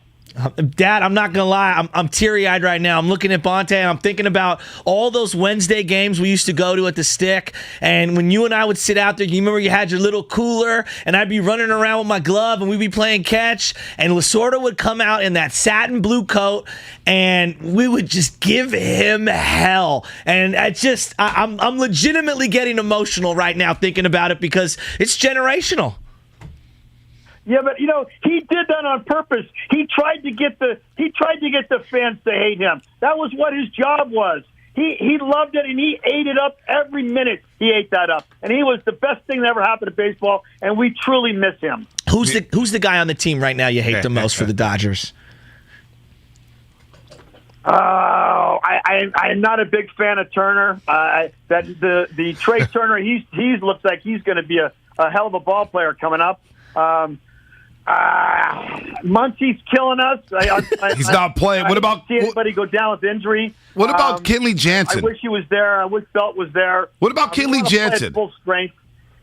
What about Kenley Jansen, Pops? He's easy to hate, though. Yeah, yeah. What about Kershaw? Because I can't stand Kershaw. Nobody likes Kershaw, and too bad that he can't play as well, because we want to beat the best. And if you're going to win the best, you want to beat the best. And you can't get two better teams to play right now at the peak of their brilliance. These guys are just phenomenal. Both teams. It would be a shame that either one of these teams don't move on. Hey, Pop, so where are you watching the game at? Are you going out to the yard? Are you going to be with the Giants fans? Are you going to have the rally rag? How are you watching this game? I have to watch the game up here in the man cave by myself so I can scream and yell at the TV by myself. My wife's always yelling at me, "Who you yelling at?" I go, "I'm yelling at the TV." So I'm going to be watching the game tonight here. I'm going to my friend John Bologna's house tomorrow night to watch the game. So I'll be around with some other people tomorrow night. But I really like watching a game by myself, screaming at the TV. Pops, you and I are alike. I don't like to go to bars. I'm going to the game tonight, and the girl wants to go out to the game. Fine, we'll go out to the game. But look, I'm like you. I want to watch the games by myself. I'm actually surprised you're going to somebody's house tomorrow for an epic game 2 on a Saturday night to watch the game. John Bologna's OG Giants fan. The Bologna family. If you say Bologna's in San Bruno, people go, "Oh yeah, baseball family." Right, Pops? Well, usually John and I are watching a game together. He's at home, I'm here, and we're texting back and forth, screaming at each other about how come Kapler hasn't made this play, and what are they doing? So tomorrow night will be nice. We'll be able to yell at each other right next to each other. All right, let's get down to brass tacks. You've been watching the Giants your entire life. All right, your entire life. I say Buster Posey. What comes to black mind? and orange. You do bleed black and orange. This is a man, just to let you guys know, Steven, I'll let you know, my dad has told me, when he dies, in his casket, Dad, tell them what you want in there. Nobody is getting my softball glove. I'm taking that bad boy with me.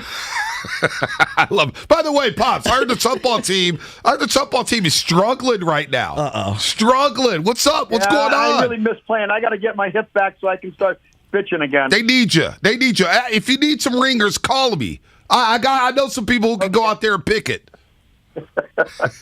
We need some people that can catch the ball. Hey, Dad, Buster Posey, what does he mean to you as a Giants fan? Well, he's the next generation, right? So, me growing up with Willie Mays and Willie McCovey, for the next generation, for you and your guys, Joe, Posey's got to be the guy. I mean, Brandon Crawford, I when I was listening to Hairston say that, who do you hate? And he was saying Crawford. And they don't like Crawford because of his hair. I mean, that's what endures the Giants fans is his hair. Yeah, I'm with you. Did you ever think that Gabe Kapler was going to get this team to 107 wins? You were going to kill Tyler Rogers last year. I was screaming every game. Every game I'm screaming, what are you doing? You're not putting the right guy in. You're taking the wrong guy out. This year, I got to say, he has pushed every button correctly. He's been a magician back there. And I got to say, it's mostly due to the players having taken into what he's buying, and they bought hook, line, and sinker. And I just hope that they continue this magical ride. Pops, I'm surprised you were able to be up, and I'm surprised you made it this far. How the hell are you going to make it through this series? How is your wife, Noree, going to kill you? Noree may kill you before the series is over. Well, she cannot watch the game with me because she knows I'm screaming and yelling at the TV. So I'm banished to the man cave up here. She watches her Fox News downstairs, and she's yelling, "Who are you yelling at?" And I'm saying, "I'm yelling at the TV. Just leave me alone." This is awesome. This is awesome. Hey, don't it feel good to see Dodgers Giants in the postseason, though? This isn't that. I know, look, Wednesday was the ultimate win-win, right? It was, if the Cardinals beat the Dodgers, then we talk smack about the Dodgers. Hey, you play one more game than the Arizona Diamondbacks, you won 106 games for nothing. But if you win, the Dodgers win, we get what we haven't seen in our lifetime. Right, and for the way the Dodgers walked that game off, I mean, that's just apropos. I mean, you got to tip your hat to the Dodgers. I mean, they've been one step behind us, and then for them to pick up Trey Turner and Max Scherzer, and they only gained one game out of 55 games. That's pretty incredible. That tells a lot about the Giants. No doubt about it. Giants-Dodgers tonight. Logan Webb versus Walker Buehler. Real quick before we let you go. Are you shocked at Logan Webb, 24 years old? I thought this guy was a middle reliever or something, like a glue guy, somebody you throw in when you're down 8-1. This guy became the staff ace, Pops. He absolutely has been the staff ace. He's been the glue that's kept this Giants together. he's just phenomenal, and he just got the presence on the mound for a 24-year-old kid. I mean, he's like a veteran out there. He's actually pitching phenomenal. Just incredible the way he's pitching this year. Pops, this was a lot of fun. Love you, Dad. You sound fired up. Beat LA! All right, guys. All right, one more thing. Let's go! Hey, Pops made it through that call without cursing. I'm shocked. I was waiting for an F-bomb. I'm shocked. I was waiting for an S-bomb. Shocked. Look, Trey Lance may start Sunday against the Cardinals. Jimmy's going to try to play or try to practice today. George Kittle may not play. But it's Giants-Dodgers today. We'll see Trey on Sunday. The Niners will have the floor and the stage to themselves on Sunday. But tonight, Giants-Dodgers take center stage. Oracle Park, 6:37 p.m. Giant fans, what are you most excited about when it comes to this series? Who's the Dodger you hate? Gene in Oakland. You're on the roast. Good morning, Gene. Hey, guys. So, 3 quick points. First of all, they say the apple doesn't fall far from the tree. You know, your dad sounds like an older version of you, Joe. I appreciate that, Gene. That's a good thing. Anyway, secondly, you have to bring up Bucky effing Dent, huh? Yeah. That's an iconic game, man. What's that? That's a great game. That's one of the great games in baseball history. They replayed that on the MLB Network over the last 3 years. I sat there and watched it. It's epic.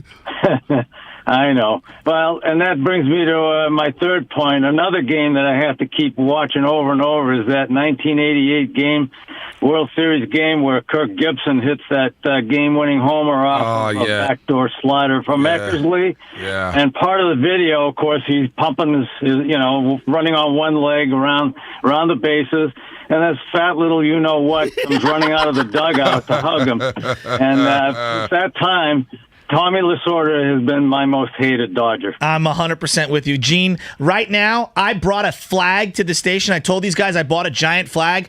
I'm kind of getting antsy. Bonte, I'm getting antsy. Gene, what do you think I should do with this flag? Like, I'm ready to bring this thing to the stadium. What are you going to do with that flag? It's a big flag. I unfurled it. Isn't that the way to say it? Is that the right verbiage? Unfurling? I unfurled the flag, and I am ready to go. I'm kind of getting antsy. I don't think you're ready. Are you ready? No, I'm always ready. I know Giants fans are ready. I was driving in this morning. I seen people all high and low. I was born ready. DPW. I seen police officers, the fire engine. I seen news vans out in front of AT&T Park. Let's go, Giants. I want a roll call right now. Giants fans, I know you're out there. I know you've been up since 4 o'clock in the morning because you couldn't sleep last night. You were tossing and turning. I call it doing the fried fish. And you woke up this morning and you got the sweetest black and orange outfit you can have before you cut out of work. Or maybe some of you are pulling a nooner, some of you are just playing hooky. Like my boy Matt Murphy at home right now with his kids. He's like, we got the day off of school. We got Joe on YouTube right now. We're getting fired up. I'm giving the kids an edumacation, a history class of the Giants-Dodgers religion, the rivalry religion. Let's go. Let's go. What are we waiting for, Giants fans? We're waiting for 6:37 p.m. I'm ready to snap this thing over my knee. Yeah, you look I'm a little worried about you right now. I don't know if you're going to make it till 4 o'clock. Are you even going to make it to the game? I'm just my dad, he brought it. I'm kind of shocked how good he brought it. But I'm worried about you right now. I mean, Dante Wiley out there sipping Jameson at 7:30. I know. You got people, doing whatever they do 6 in the morning waiting for this game. I don't know. John Curley's boys, are they going to make it to noon? Like, I want you guys to at least watch the game.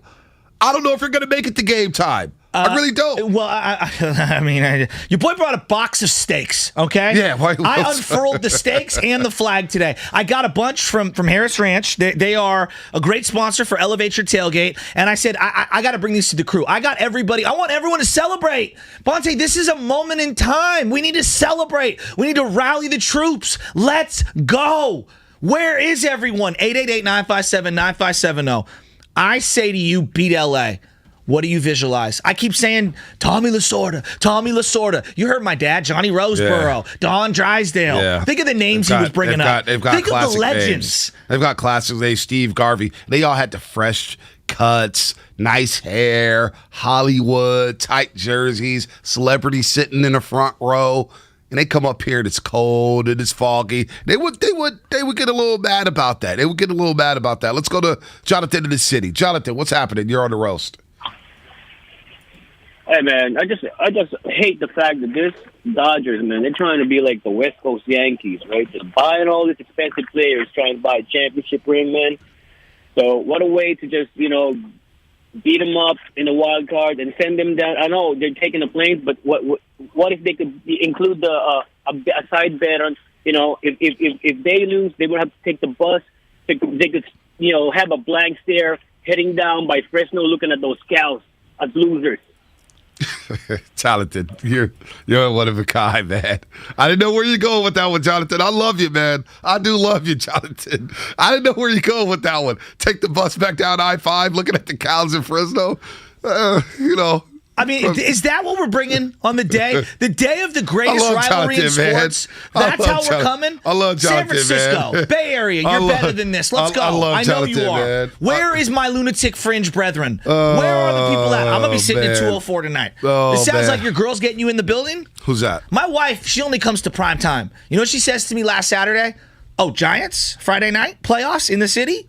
Oh, we're there. I said, okay, we're there. Then she finds out, the other day, Wednesday, Dodgers won? Good. It's meant to be. This is my wife. My wife knows it was meant to be. It's our destiny. It's our destiny, Bonte. I don't think Anna has watched one full 9-inning game all season, up until the wild card game with Dodgers Cardinals. And she goes, "It's a good baseball game. Just need the Dodgers to come through." What was the good about it? The fundamentals? You'd have to ask umpiring? her. You have to ask her. It was intense. It was 1-1 game. She was like, "Oh, great pitch." Were you giving play-by-play? No, I was chilling. I was thinking like Jessica Mendoza, A-Rod, and Bonte. No. I was chilling. I don't do the play-by-play. I'm lock in. I'm like Professor X when I watch these games. I take everything in. Yeah, absolutely. Let's go to Ron and Hayward. I'm going to break something with this flag. This flag you is are going to break something. I'm actually scared right now. I don't know what's happening with this flag right now. Come on. I don't know what's happening. Like, you're going to hit a light. You're going to hit a clock. Ron and Hayward, man. What's going on? What's up, man? Hey, look here. I drive 18-wheelers. I'm on with a little more. I got my Dodger blue cap on. You hear this horn? I want all you damn Giant fans get the hell out of my face while I run your sorry butts over. What? Jonathan, you just mad. That's right. You heard me. So I'll run all you sorry Giant fans over. Get the hell out of my damn way. The Jonathan, he just jealous because y'all can't buy nobody to come to Pack Booty Park over there. So guess what? That's right. So guess what? I love it. I got one word for y'all. Repeat. Oh, wow. Hey, Ron, you know what? I don't like you. That's one of the greatest calls in the show history. But you know what? I respect the hell out of that one. Pack Booty Park. Yeah, okay. Pack Booty Park. I'm putting the bat signal That's disrespectful. out. Yeah, I'm putting the bat signal out That's disrespectful. All right. Ron's in the 18-wheeler. Respecting you, Ron. Drive safely. Don't run over anybody. We don't need that. Hey. But Ron came in here hard. Hey. He came in here hardcore. He just gave you Jay-Z, Nas, Ether. Yeah. All right? I need Tupac and some hit 'em up from my Giants fans. All right? We're beefing. Let's go. What's beef, Biggie? Let's go. Wow. He came hard. He did. He came hard. He kind of shook me with that one. Yeah. Pack Booty Park. You're easily rattled. No, actually not. We know I bring it. You don't want me to bring it. You know, come on. Let's go. I David can't San wait Jose. to see the streetcars rolling up to Pac Bell. Let's go. Let's go, Dave. What's up? Hey, guys. Good morning. I'm a little bit older than Shafty, so my Dodger hate runs deep. Okay. I remember that Dodger infield, Ron Say, the Penguin, Russell, Davey Lopes, Mr. Clean, Steve Garvey over there at first. Mm-hmm. That's where my hate began. It continued. I'm with you, Shafty, though. Lasorda is my love-hate guy. Hated him, but I loved him because he kept that rivalry going. And then the one I hate the most is they always show this clip of Mike Marshall looking in the Giants' dugout after he hit the home run, saying, yeah, or whatever. I hate that dude probably most out of everybody. Yeah. Man, thanks for the call. The only Mike Marshall I recognize is Mr. I Got 5 on it with a clip, though. Look, a lot of Dodger fans are starting to call Giants fans. This is what the rivalry is about. Yeah, it is. This is what the rivalries are about. My boy Aaron Rivera, you know Aaron, he DJs and everything. Talks a lot of smack. Dude, he talks a lot of smack. Sports fan. Dude, he talks a lot of smack. And you know what he said? He said, man, what are we betting? What did he text me last night? Let me take your money this series. I took his money all playoff run for the 49ers up until the Super Bowl because he said I emptied his bank account during the 49ers playoff run. Yeah. He had no money to bet on the Super Bowl. It's like, well, you could have got your money back, but you broke. Overdraft Now, fees. dude, I broke him. Remember those days? days? Let me take your money. Trust me. Remember those days? Oh, I do. Paid a lot of $40 surcharges. Oh, man, a lot of them. Hoping, like, please just give me the $300. Please just give me the $300. I'll make it up next payday. And you get and then the overdraft fees, they hit you twice in a week. You're like, damn, already $150 in a hole. My check's only $500. This is when you know you're poor because you hit the 5 limit over the month. And they're like, the federal government's going to get involved here if you keep doing this. Oh, man. Trust me, I know all about those receipts. And then you make sure you take the receipt because the person behind you're like covering the screen so they don't see you. Little money I right, have. you know what I'm saying? Chris on the 101. Chris, what's happening, man? You're on the roast. Man, y'all know what time it is. I'm in the Bay repping with my Jackie Robinson Dodger jersey. Oh, boo. And let's go. Let's go. Boo. I'm a when I first moved out here, when I first moved out here, it was nothing but A's fans repping their team and a little sprinkle of Giants fans. You guys win a little bit, and now all the bandwagon came out. You guys were almost to St. Pete, Florida. Let's keep it real. You guys were not repping your team because you guys suck, and you're going backwards. We're winning. Let's go. Move this man. They're coming hard. They're starting to come hard. Man. Langford, we're going to allow this on 95.7 The Game Radio. You know what? I don't care. Fans, Dodger, Giants fans, go at it. Go at it. This is a brawl. This is what I like to hear from the fans. No softies. No softies today. Hey, I hope may the best team win. Good luck. All that stuff. I don't roll like that. No, this is what I like. I'm getting Dodger fan coming in hard. I'm getting agitated. They're I don't know how much longer I could stay in the studio because I'm getting agitated. I need you. Like, where are we? Let's rally the people. Come on, man. Where are we? Next Monday, we're off at 9 o'clock. Next Monday with the new 9-up, we'll be off in 6 minutes. Yeah. But we got an hour, 6 minutes. I need you. Come on now. I need you. I'm ready to start marching down Embarcadero. I'm getting there. We got a show to do. Steven, San Jose. Steven, how you feeling about the series? What you hate about the Dodgers? Hey, first of all, I'm a Dodgers fan. Oh, God. Oh, no. So I've been going to Giant Dodger games my whole life, and I've heard the Giant fans chant "Beat LA" my entire life. But you know what I noticed is that Dodgers fans don't chant anything towards the Giants because you're not our rivals. We have no rivals. I thought it was the plastic surgery. Oh. You guys can't beat LA, but we don't chant nothing back because we could care less about Giants. Really? You're not the rivals. You're not. Hey, Steven. How's it feel to have one little Mickey Mouse ring since 1988? The internet wasn't invented. You were using Vici. We were using reel-to-reel tape back in 1988. You probably weren't even born in 1988. You know nothing about winning. You know nothing. I have a Steve Sachs jersey to prove it. Oh, well, anybody could buy that. Yeah. You know, internet sells anything. Yeah, can you reach the garbage can like Sachs couldn't reach first base? All right, Giants see fans. you later. Giants fans, where you at? Where you at, Giants fans? Ian San Jose. You're on the 408, road. let's go. Come correct. Hey, tell these kids table Dodger fans to go back to L.A. Don't even bother coming up here because you're going to get smashed. Take your 60-game World Series ring and throw it in the trash because that's all it's worth. I'm out. I'm totally with you. Look, let's be honest. We won 3 the hard way, okay? 3 the hard way, Bonte. We went through legendary teams. They had 60 games. That's 2 months. They played 8 teams in a regular season. 2 months. 8 teams in a regular season. Come on. You played the Padres, who have no postseason. Are we being serious? Listen to this. They're chokers. They played the Padres, who have no postseason history. You came back from 3-1 against the Braves, who were known for choking in the playoffs. Exactly. They won all those division titles in the 90s, one World Series.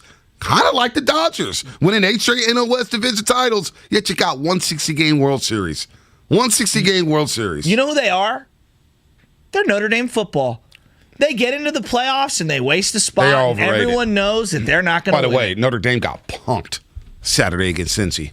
They got punked. Yeah, they did. Whew. That quarterback elevating the charts. Dude, he went there and looked at the crowd and said, where you at? They got punked. That's in what South I'm going to Bend. do tonight when I go to Oracle and I see all Giants fans everywhere and not one little speck of Dodger blue. You didn't hear Bobby Fitzgerald on the Warriors broadcast bringing up Notre Dame football. That's for sure. Not after that beatdown. Shout out to my guy, Ben the Wildcat. Ben the Wildcat, Reardon High School. Uh-huh. Says he's calm, cool, and collected for game one tonight. Never broke a sweat when the Dodgers were chasing us. No. Moved back to the city from Boston just in time for the magic. Let's go, Giants. Where you at, Giants fans? Dodger fans calling. Let's go to Leo in Union City. Oh, the Union. Leo, what's happening? Man, what's up with all these Dodger haters? Man, these Dodger fans just call in. Where all my Giants fans at, man? We got to call in and represent. I'm taking Giants in 3. They're winning in game 3, taking a sweep. Ooh, little broom action. I like that. And I'll tell you where the Dodger fans are. All of them are trust fund babies or jobless, and so they're at home chilling next to the phone. I mean, us Giants fans, we got to put food on the table. We're out there working. We're blue-collar people, even though I would go more orange-collared people. So that's kind of the reality of where it's at right now. I'm not going to go there, man. That's cold-blooded, man. That's cold-blooded. Let's go to Clayton. Clayton in Dublin. What's happening? Hey, in response to that Dodger fan saying, well, we don't say anything like beat LA. Yeah, that's because beat SF just doesn't sound right. Beat LA sounds right every single time. But nothing I hate worse than Dodger Blue. My older sister unfortunately brought a Dodger fan into the family and her boyfriend, which we accepted him into the fold, but nothing I like more than seeing his face and taking his money when the Dodgers lose.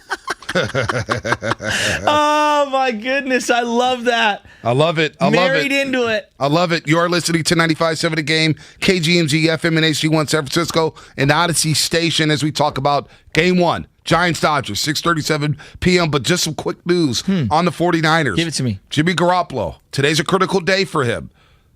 He's going to try to practice with the calf strain.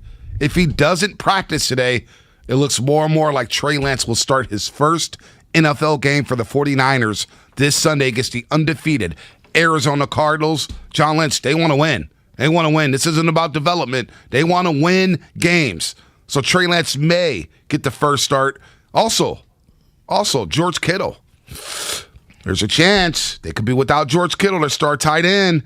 He's got a lot of injuries here, a lot of injuries. Well, it makes sense to sit him because then you have the bye week after, and maybe he can get himself right so you can make a nice push. The season is far from over. Yeah. Russell Wilson broke his fingers last night. Who knows how long he's going to be out. And just to show you how big Giants-Dodgers is, the Trey Lance stuff, it doesn't even hit my radar today. That's crazy. And it's, me, I love Trey Lance, and I'm really excited for him, and I love the Niners and everything, but this Giants-Dodgers is taking precedent, has it not? It's top priority definitely- billing. No, it is. It definitely is. Let's go to, who's that? Eloy? Is it Eloy? Eloy Jimenez? Elio? Elio.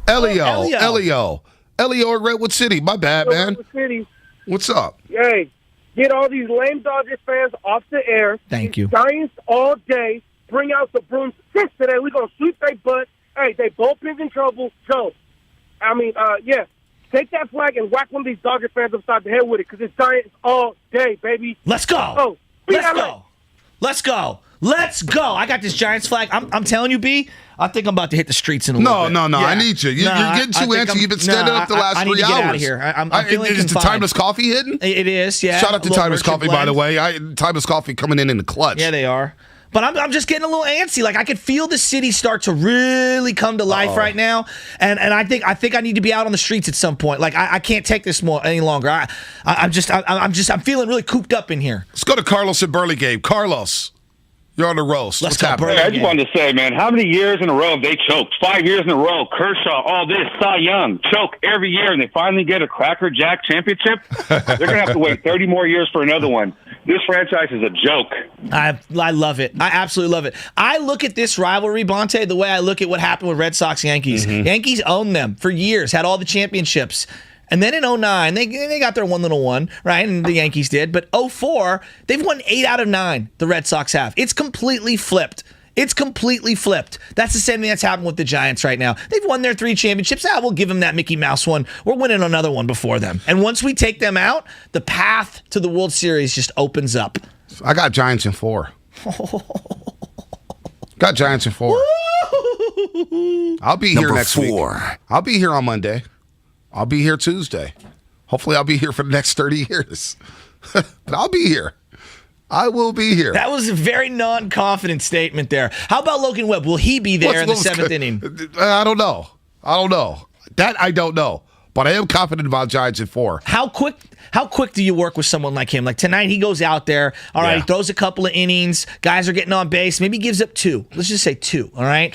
Is it panic button time, or do you allow him an opportunity to right himself? I don't know if I allow Logan Webb to see the Dodgers line up 3 times. Yeah, I'm feeling that same way. You got to use the spin. They have a lot of rest. You don't want to show them if you're down. I don't know. And the splits, if you're looking at like righty lefty splits in terms of the Dodgers, let's just tell you this: they hit both very well. They do. That's what that lineup does. They do. So, like, we can make an argument for one or the other, but the way they stagger that lineup, you just got to execute and get outs. It's not about they suffer against lefties, against righties. They've crushed our right-handed pitching this year. By the way, Anna just texted me, said, Bubs, baby Chaz fell asleep listening to us, so I guess we're not fired up enough. What? I guess we're not fired up. She fell asleep listening to us. We're not fired up enough. Well, she's probably, sick and tired of all those Dodger takes that have been coming on these airwaves. There's been a lot of weak Dodger takes. I know. I mean, I'm not going to lie. Ron and Hayward came strong in the 18-wheeler. He came strong. Strong. What you got, Luke in Lafayette? Luke, what you got? I got my flag. What do you got? Oh, man. It's just pathetic that Dodgers fans think they have a leg to stand on coming in here with a participation trophy for a championship and think that they have anything to say when their team was essentially the choke artists with the max contracts and everything the last 5 years. Their best pitcher in the last 30 years or whatever or so, arguably, is garbage in the postseason as far as his ability to get the win. It's a joke. I can't even believe they're saying this. That's like a Sharks fan trying to argue that they're great in the playoffs. It's just a joke. Why'd you have to do that to the Sharks? You didn't have to go down the Shark face. You had a great call up to you. Just emptied the clip on the Sharks. Come on, man. And thus meets our Sharks quota for the year. Dude, don't kick Shark fan in the face. Darn. Dude, by the way, shout out to that's Kuru, man. That was Boog doing his best Dan Rusanowski impression. Give it to me one more time. Darn. That's a bad man. 925. 925. Shout out to Timeless Coffee from Las Vegas. Just placed my first order. Went with the bag of the Merchant Blend. Giants in foe. Let's go. Let's go. Let's go. Let's go. Let's go, Giants. Let's go, Giants. Anthony Eastside San Jose. Anthony Eastside San Jose.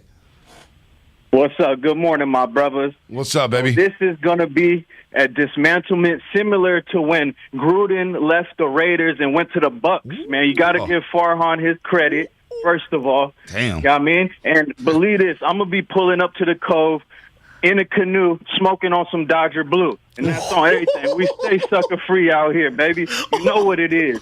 Man, them weak Dodger True Value ring fans, get out of here. You know why they mad? Because they stuck in traffic for 4 hours going 10 miles. That's why they mad out there. But we out here, we chilling all day, relax. We gonna go to the park. It's gonna be good. You're gonna see the green. I mean the orange and black all day. Let's go. I love it. Let's go. It. Now that is love coming correct. He says he's gonna be in the canoe smoking Dodger Blue. That's pretty funny.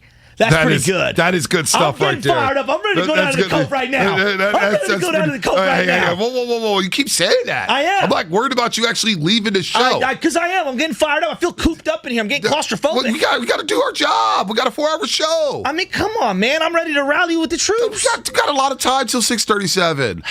Take a deep breath. You're turning red on me. I know. I'm really excited. I can barely sleep. Joe in the city. Come on, the lines are lit up right now. Let's go, Giants. The lines are lit up right now. 888-957. What's up, Joe? Hey, I'm doing great, man. I'm fired up for this damn game, man. I'll tell you, right, all they got is that choke shaw. Screw that guy. I'm telling you, Giants in 3, baby. Get out your brooms. Let's That's go. what I'm talking about. Giants. Let's go. This is a Duster Buster series, all right? Duster Buster. We don't even need a broom, B. It's sprinkles. We're going to win this one. I'm feeling it. Tonight's the big one, though. Tonight's the big one. If you can get through Walker Buehler, I feel like it's all downhill from here. I'm serious. No, it is. Walker Buehler was good against the Giants this year. 3-1, 2.19 ERA, 33 strikeouts in 37 innings, and he had ownage over the Giants, as Kruk would say. 209 batting average. Giants had a 209 batting average against Walker Buehler. He really scuffled him. He's a Cy Young Award candidate. Walker Buehler is the real deal. He is the real deal. He's taken over that ace role for Clayton Kershaw. But the last time out against Walker Buehler, September 5th, Giants tagged him. 3 innings pitched, 7 hits, 6 runs, 1 strikeout. Giants got to him. But he's 16-4 in the season with a 2.47 ERA. So this ain't going to be no easy deal. What's the matter with Buehler? He's a bum. What's the matter with Buehler? He's a bum. Shasky in full. It's going to be full rocking bleacher tonight. mode. Mike in Oakland. Mike, what's happening? You're on the roast. Hey, first off, guys, I got to say, I love you two. I'm glad you guys are still sticking to that morning slot because you guys just make the Bay Area traffic commute better. And that's probably why we're going to take the series. Just a FYI, because LA don't got crap for radio. I'm so sorry, anyone in LA. But and really, off to the side comment also, I mean, I grew up watching Emilio Estevez and that Flying V, but no matter what, I'm a Shark till that day I die. I don't know why. You're from the Bay Area, you got to rep your teams. You know what I'm saying? I get it. No doubt. Bonte? What's up? Bonte, I'm with you, sir. I think it's going to be 4. I don't want to crap on anyone's parade because, hey, first off, I'm an Oakland A's till I die, but my wife, my other side of the family, they are orange till death, and I love them because you know what? We're from the Bay, and we got 2 baseball teams. I don't care what the hell anyone says to me about that. Let's go. So, I got to say this. I really, and I'm scared about tonight because this is not like me going to System of a Down on the pit floor getting ready to mosh.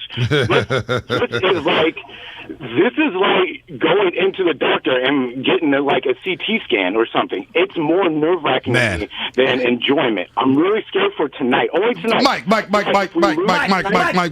If you're scared, go to church. If you're scared, go to church, Mike. Thanks for the phone call. Great call. Hey, man, if you're scared, go to church. Moji in Oakland. Moji, the hard hitters are on the lines right now. I've never heard from Moji. I'm Moji. What's up, Moji? Hey, I'm here with my girl Maureen, and we have been loving the Giants since way back. We're pure orange and black, and we hate Justin Turner.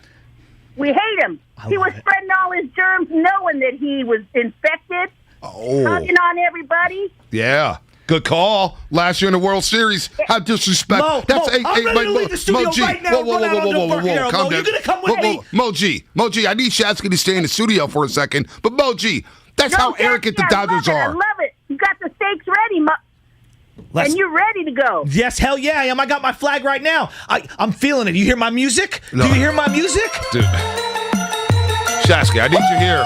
I need you here, Shasky. No, I'm about to run. No. I need you. No. I'm leaving. No. Don't leave me yet. Right now on the Embarcadero. Come on. One more call. Kirby and Daly City wants you here. Kirby and Daly City. Kirby and Daly City. What's happening?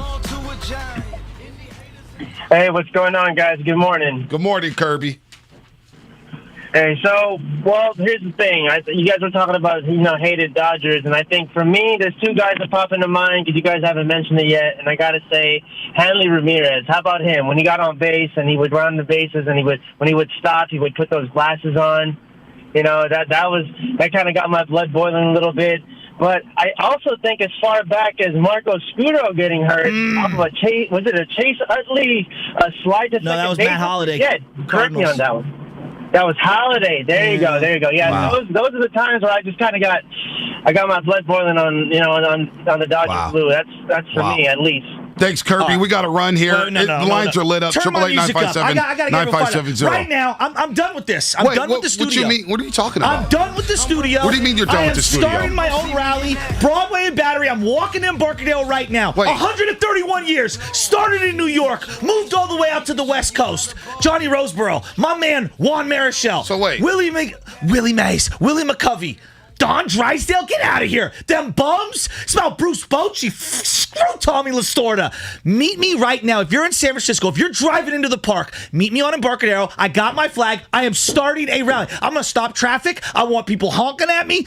BLA! Black and Orange, play my music. I'm out. Wait, what? You're out? Wait, you seriously, like, what's going on? Shasky's literally packing up his stuff, guys. What the hell is going on? I don't get what's going on, Langford. Shasky really just left the studio with a giant flag. I have no idea where he's going. All right. He just left. He just walked. He just left the studio. This guy's psycho. Our boss is standing outside, and he just looked at him and stared as he's walking out. I just 888-957-9570. Stay on hold. I'm going to try to figure out what the hell is going on around here. The guy's so jacked up. The guy walked out the studio. He literally just walked out the studio with a giant flag. Wow.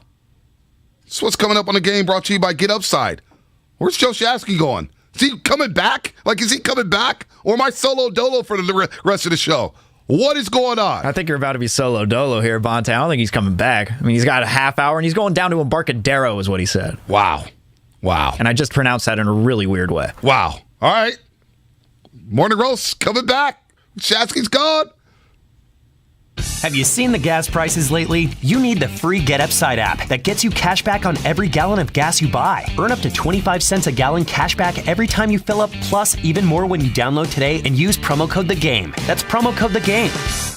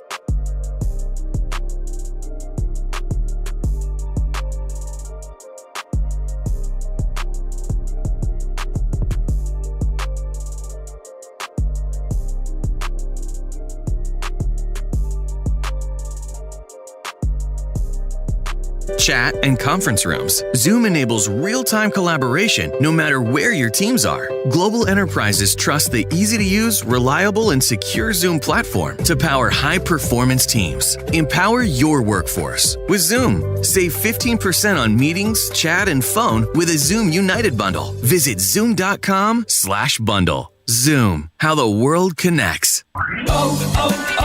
O'Reilly. It's Superstart Battery Month at O'Reilly Auto Parts. That means you can get up to a $25 gift card after mail-in rebate with the purchase of your Superstart battery. Return power, performance, and reliability to your car, truck, motorcycle, and more with Superstart batteries. Only at O'Reilly Auto Parts.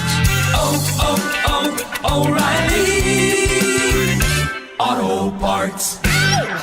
At Shell, we know from the time you get up to the time you wrap up, good night, there's a lot of meetups, eat-ups, and hurry-ups. So come to Shell and get 3 things done at once. Fill up with Shell V-Power Nitro Plus to help keep your engine running like new. Save up with the Fuel Rewards program and never pay full price for gas again. And snack up with in-store rewards to save even more at the pump. Make the most of the stop you need to make with Shell and engines that continuously use Shell V-Power Nitro Plus premium gasoline. See full terms and conditions at fuelrewards.com. Your life, your hopes, and whatever you were searching for at 1:15 a.m., it's really none of our business, and it shouldn't be anyone else's. Protect your privacy online for free with DuckDuckGo. DuckDuckGo. Privacy simplified. Now, back to the Morning Roast, presented by Timeless Coffee with Bonte and Shasky. All right, download the Odyssey app and favorite 95.7 The Game to get breaking news updates as well as links to the top interviews. Matt Cain on DRK yesterday, one of the top moments on the game. Powered by DuckDuckGo, privacy simplified. Now, before we went to the break, I should say, Shasky just up and left the studio with this big giant flag. Just left. The guy couldn't take it for some reason. And I'm saying to myself, well, we got a 4-hour show. Got a 4-hour show to do. And he just took his giant flag and he walked out the studio and left. Just absolutely left. Now, we do have cameras on Joe Shasky now. We have found Joe Shasky the Butcher, and he just left me. Just absolutely left me. And thank the heavens for, during the pandemic, right? We had to do all these shows from home. We had to download these apps, the Lucy app. So we've been able to connect with Joe Shasky the Butcher. And right now on camera, maybe it's, is he there? Is he there? He's yelling at cars right now, and they're honking in the queue. Let me just see if I can put it up and get him in on the action here. I'm looking at him. He's on the Embarcadero right now. Let's go, Giants! Let's go! Hit the horn! I don't think he knows we're on the air right now. Bonte, can you hear me? I can hear you, and you almost smacked the biker in the face with that big old flag. I did. It's a little large. I think I need to go bigger. I am walking on Embarcadero right now on Broadway. There's people everywhere. Let's go, Giants. We're on Zoom. We're on YouTube. Are you guys ready for the Giants game? Are you ready? BLA! BLA! Are you here for the Giants game? No? Give it to me. Oh, look, we got people everywhere. Oh, let's go! Oh, my gosh. Oh, man. Joe Shasky is a true man of the people, folks. He's on the Embarcadero. He's jaywalking. He's walking in the street. I'm praying to the heavens that he doesn't get hit by one of these trolley cars, Langford. Like, this is unbelievable. He just up and left the studio because the guy can't wait for Giants-Dodgers tonight. Game 1, first pitch, 6:37 p.m. I thought he was going to explode. I thought he was going to, I thought he was off something today. I saw him shaking before the break. It wasn't just timeless coffee he was drinking today. I thought my man was off his rocker. There was something up with him. So I'm glad he's able to go out there and burn some energy, but he's literally walking in the street with this giant flag waving it, yelling, beat LA. I kind of like this as the backdrop for the show, by the way. We can continue to take calls here. Let's take calls. 957-9570. We can have just Shasky in the background. Yeah, let's get to Suzette in Oakland. Suzette. Shasky's obviously ready for the Dodgers Giants. I can't even talk right now. What's going on with you, Suzette? Okay, I'm just as crazy as Joe, okay? So I was at the World Series. I have my shot glass. I'm an A's fan, but the Giants are my second team, and I experienced that real pain. I was 25 years old, and I'm telling you, I'm like Shasky. I had my flag out there, and I had my head out the window, and I was just as crazy. So let's go Giants, and we're going to sweep them. Wow. And I just want to say, Curly asked me who my hated Dodger was, and you know it wasn't the player, it was Tommy Lasorda. Couldn't stand that man to this day. And I'm rooting for him, and I got my shot glass, so hopefully they make a lot of runs because I'm going to be shooting that shot glass. You know what? I'm looking at him high-fiving Giants fans. I'm looking at it on Instagram Live. He's out running and jogging. He's not making it until 6:37. YouTube right now. I'm looking at YouTube. They're watching this madman on YouTube walk the Embarcadero. Shasky's now passing the Ferry Building, folks. 650, can I take his job when he gets fired for walking off the job? I think he may just get a warning. Maybe a suspension. But I don't think he'll get fired for this, Langford. No chance. I don't know. Our boss was looking at him like it was crazy, and he just walked out. Our boss was holding his phone in his hand. I think he was on the phone with somebody. Then he just walks right by him with the flag. Boo this man! Wow, who's he booing now? Can we get in touch with Shasky? Hey, Shasky, can you hear us? I'm high, yes. Yeah, you can hear us. I can hear you. I just ran into a Dodger fan, and I booed him right in his face. I looked at him in the face, and I said, boo you. I said it just like that. People are driving by. I already lost my voice. Let's go Giants! Say it! Let's go Giants! I'm telling you, it is going off right now. I'm walking down the street. I'm on the left side, Embarcadero. I'm looking in the water. I'm out of breath. I realize how bad shape I'm in. Let's go Giants! I am out of breath. Let's go Giants! Yes! Look at everything! Nobody call the cops. Please don't call the cops. Don't call the cops. Tony in Richmond. What's going on, man? You want to host a show with me? My co-host walked out on me. My co-host is chasing down joggers. Hey, how you doing, man? Go Giants, first and foremost. Screw the smog, bring on the fog. That's what I got to say, man. Screw L.A. I hate them. It makes me sick when they fill our stadium up with that Dodger blue. It's disgusting. Giants in 4. The Dodgers going to win a game. It's a close. They're evenly matched. You can tell by the runs this year in the games. It is what it is. But I just hate L.A., man. If you're from Northern California, you should hate everything south of Fresno. That's just how it is, man. That's how we're raised over here, all right? Nothing south of Fresno. Screw L.A., screw their fans. This is Northern California, baby. That's all I got to say, all right? I love it, Tony. Beat L.A. 888-957-9570. Honestly. Shasky might get hit by a car He might get hit by a car. Honestly, folks, to those who are just joining us here in our morning roast, Steiny and JD are coming up next from 10 to 2. Steiny and JD. JD's in the building. Let's go Giants! Let's go! This is wild. Let's go! So at 9:12, Shasky decided, because he was anti-Langford, from like 8:30 to about 9:12, I'm like, what's going on with this guy? What is really going on with him? Like, he was jittery, he was standing up, he was losing his mind. And at 9:12, he just got up and left the studio. Folks, I'm not kidding. He just got up and left the studio and walked out of here with the big Giants flag and started walking down Embarcadero. Just started walking down Embarcadero. And we're watching him live on YouTube. We're watching him on Twitch, brought to you by Xfinity.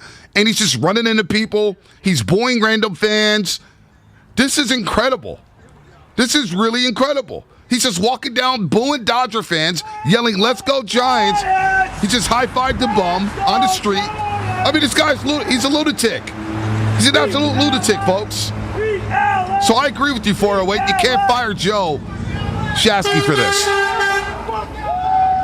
If you see Joe in the streets, can you do me a favor, folks? If you see Shasky in the streets, take a picture and send it to us on Twitter right now. Send it to us on Twitter right now. If you see Shasky, take a picture, high five with them, because I can't believe it. This guy's running in the middle of the street, waving the flag.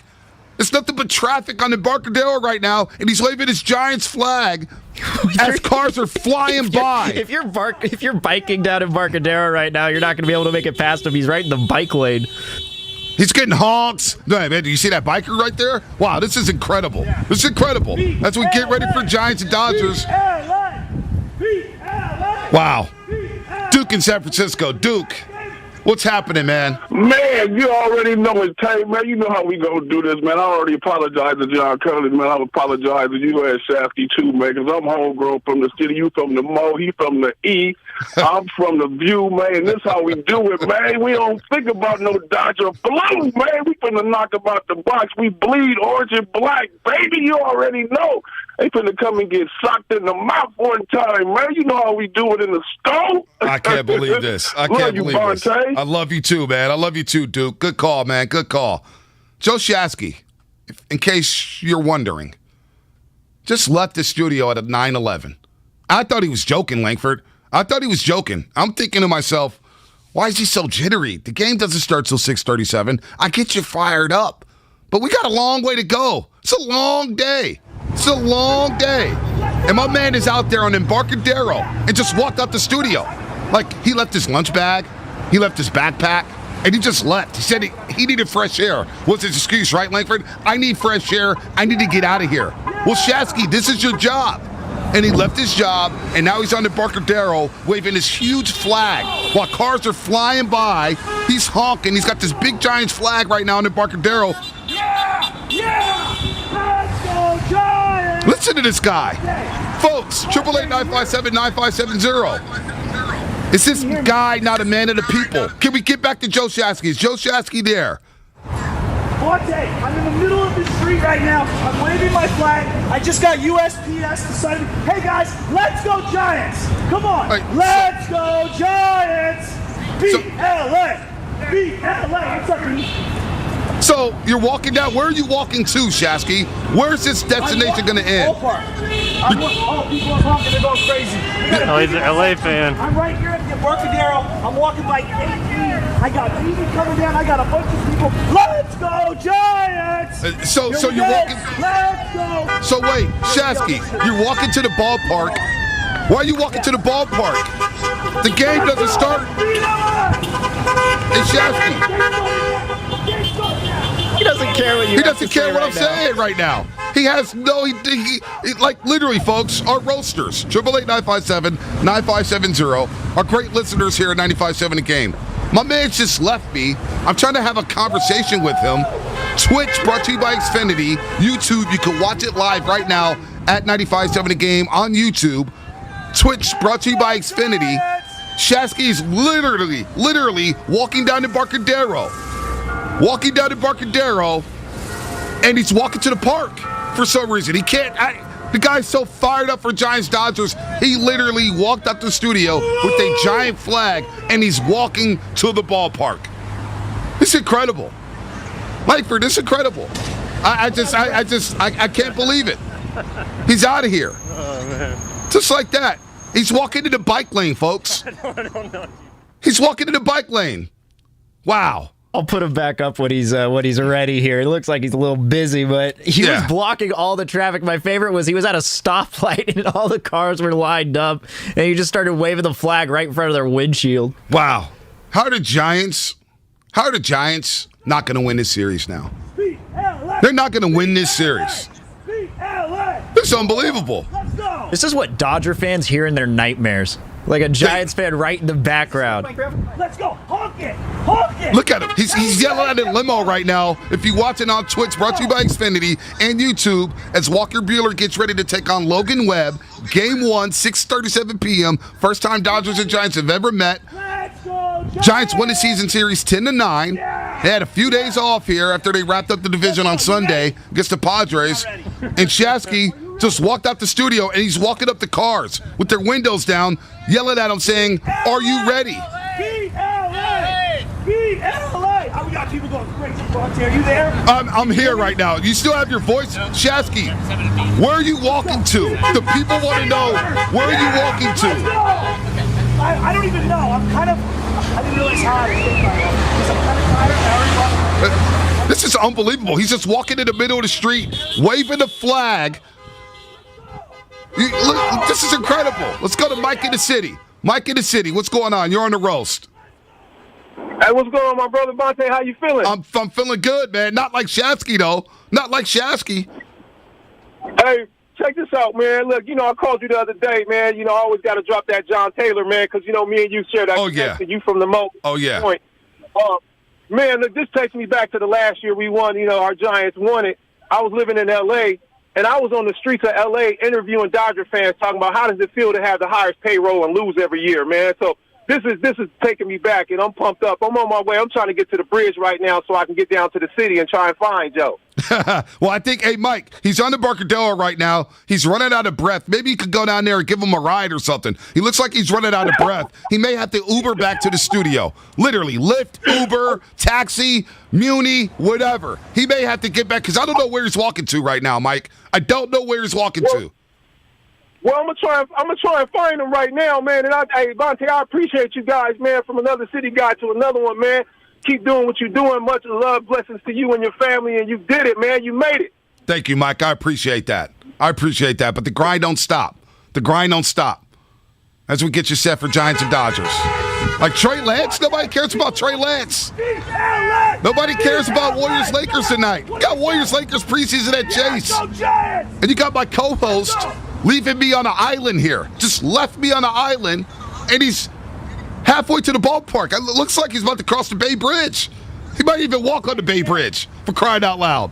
May walk on the Bay Bridge. Matt Napa. Help me out here on the Morning Roast. What's happening? Hey, Bonte, I drive trucks overnight, so I've been listening to you guys since you came on. Shasky has got me so fired up for this game. We got the championship pedigree, and we are going to take this series. We're going to take the World Series, and I think after this, Lucille might be the mascot, but Butcher Boy is the official Shascot of the San Francisco Giants. Wow. Save that one. The Shascot, Langford. The Shascot. I got two fans. Uh-oh. All right. We're back out on the streets here at the Barcadero. In case anybody knows, Shasky walked out the studio. Beat LA! Oh. Beat LA! Bonte's going off. We're going off, go Giants. Oh, my God. I'm telling you, I'm really out of breath. I didn't realize how out of shit. Now he's jogging. As he says he's out of breath, he's about to walk under the Bay Bridge, and he's jumping up and down with this giant flag. The flag is bigger than him. All right? Shasky's not the tallest guy in the world. The flag is bigger than him, and he's carrying around this flag, and now he's sitting there with some Giants fans waving it. Look at this. He's got somebody dipping with him. Who's Shasky? Where are you at? I had to keep it moving. That was a very nice couple that was looking at me like I'm a freak, and I came up, I said, you Giants fans? He said, hell yeah. Next thing you know, we just started to beat LA chant. Man, I'm off the rip, because that's what we do in San Francisco. I'm starting to lose my breath. Right, well, just watching you out there. You're covering ground, my dude. In 20 minutes, you've made it past. You've already walked past the Bay Bridge. In 20 minutes. Can I be honest? Oh, let's go Giants! Hey, puppy, it's a giant German Shepherd. Let's go. We got a nice couple here. Where are you guys from? New Jersey. Are we ready to beat LA? Yes! Let's go. Take it. Come on, beat LA. Beat LA. You going tonight? Of course I am. I'm on the radio right now. What do you got to say to the Bay Area? Hey, hear him. Beat LA. Beat LA, Beat LA. Did you hear that? Let's go. I did hear that. Let's go. I love that. I love that. Yes. Hey, B, can I be real with you? What's up? I'm really out of shape. Yeah, I'm tired for you. I'm tired for you. I mean, could you call an Uber to come pick me up? Yeah, I don't know if I can yet. I'm a little tired, bro. I don't know if I can yet. Where's our boy Diamond at? Wait, no, he's the Uber Eats guy. Yeah, Uber Eats guy. Diamond out there. Diamond Uber Eats guy. Where you at? Shasky needs a bagel and a ride. Jordan in Union City. As Shasky walks the streets of Embarcadero, folks, if you're just tuning in at 9:36 a.m. At about 9:11, Joe Shasky just walked out of the studio. He just walked out. He walked out. He was getting antsy. At about 8:30, and I'm like, dude, just sit down and calm down for a second. And he's turning red. He had this vein pop out of his neck that looked bigger than Gabe Kapler's veins in his arm. And I'm like, dude, relax. Like, that's not just coffee. And he said, Bonte, I can't stay here. I need to walk down to the ballpark. I need to go. And now Shasky is walking down Embarcadero, walking to the ballpark with this giant flag. And you can see it on Twitch, brought to you by Xfinity. You can see it on YouTube. You can see it on IG Live. And if you see Joe in the streets, take a picture and send it to us on Twitter at 957 The Game. Shasky's on the streets right now. He's chilling. Jordan in Union City. Let's get to Jordan in Union City. What's happening? How you doing, man? How you doing? I'm doing wonderful. Listen, obviously, I'm an Atlanta guy. And again, That's my guy Jordan Watkins. I'll talk to you later. That's my Jordan. Sure it is. Yeah, what's up, Jordan? Hey, you tell Shasky that Stanford does have a legit football program after that win last Saturday. You tell Shasky that. I mean, I can show him 3 Rose Bowl rings to show him that we're a legit program. I can do that if he wants to. That's a flex. That's a flex, folks. There you go. But no, I just wanted to say, as an outsider for the series, obviously, I'm focused on our Hank Aaron Memorial Series, if you will, Braves and Brewers. This feels like I get like a Super Bowl vibe from this. It's just that everyone's hyped up, everyone's ready to go. I know, obviously, it's a series, so it's a little different. Yep. But from an outsider, that's kind of the vibe I'm getting from this. So I'm excited to see it just as a fan of the game. Oh, everybody's fired up. Everybody's fired up, Jordan. Love you, man. Hey, you still owe me some greens. I haven't forgot. You owe me a plate. But Shasky's right now walking on the Embarcadero. Here we go. Let's go, Giants! Yeah, Shasky has walked all the way. He's. Are you ready for the Giants? Beat LA! Beat LA! Beat LA! They have no idea how much ready to go. Beat LA! Pump the horns! Let's go! Yeah!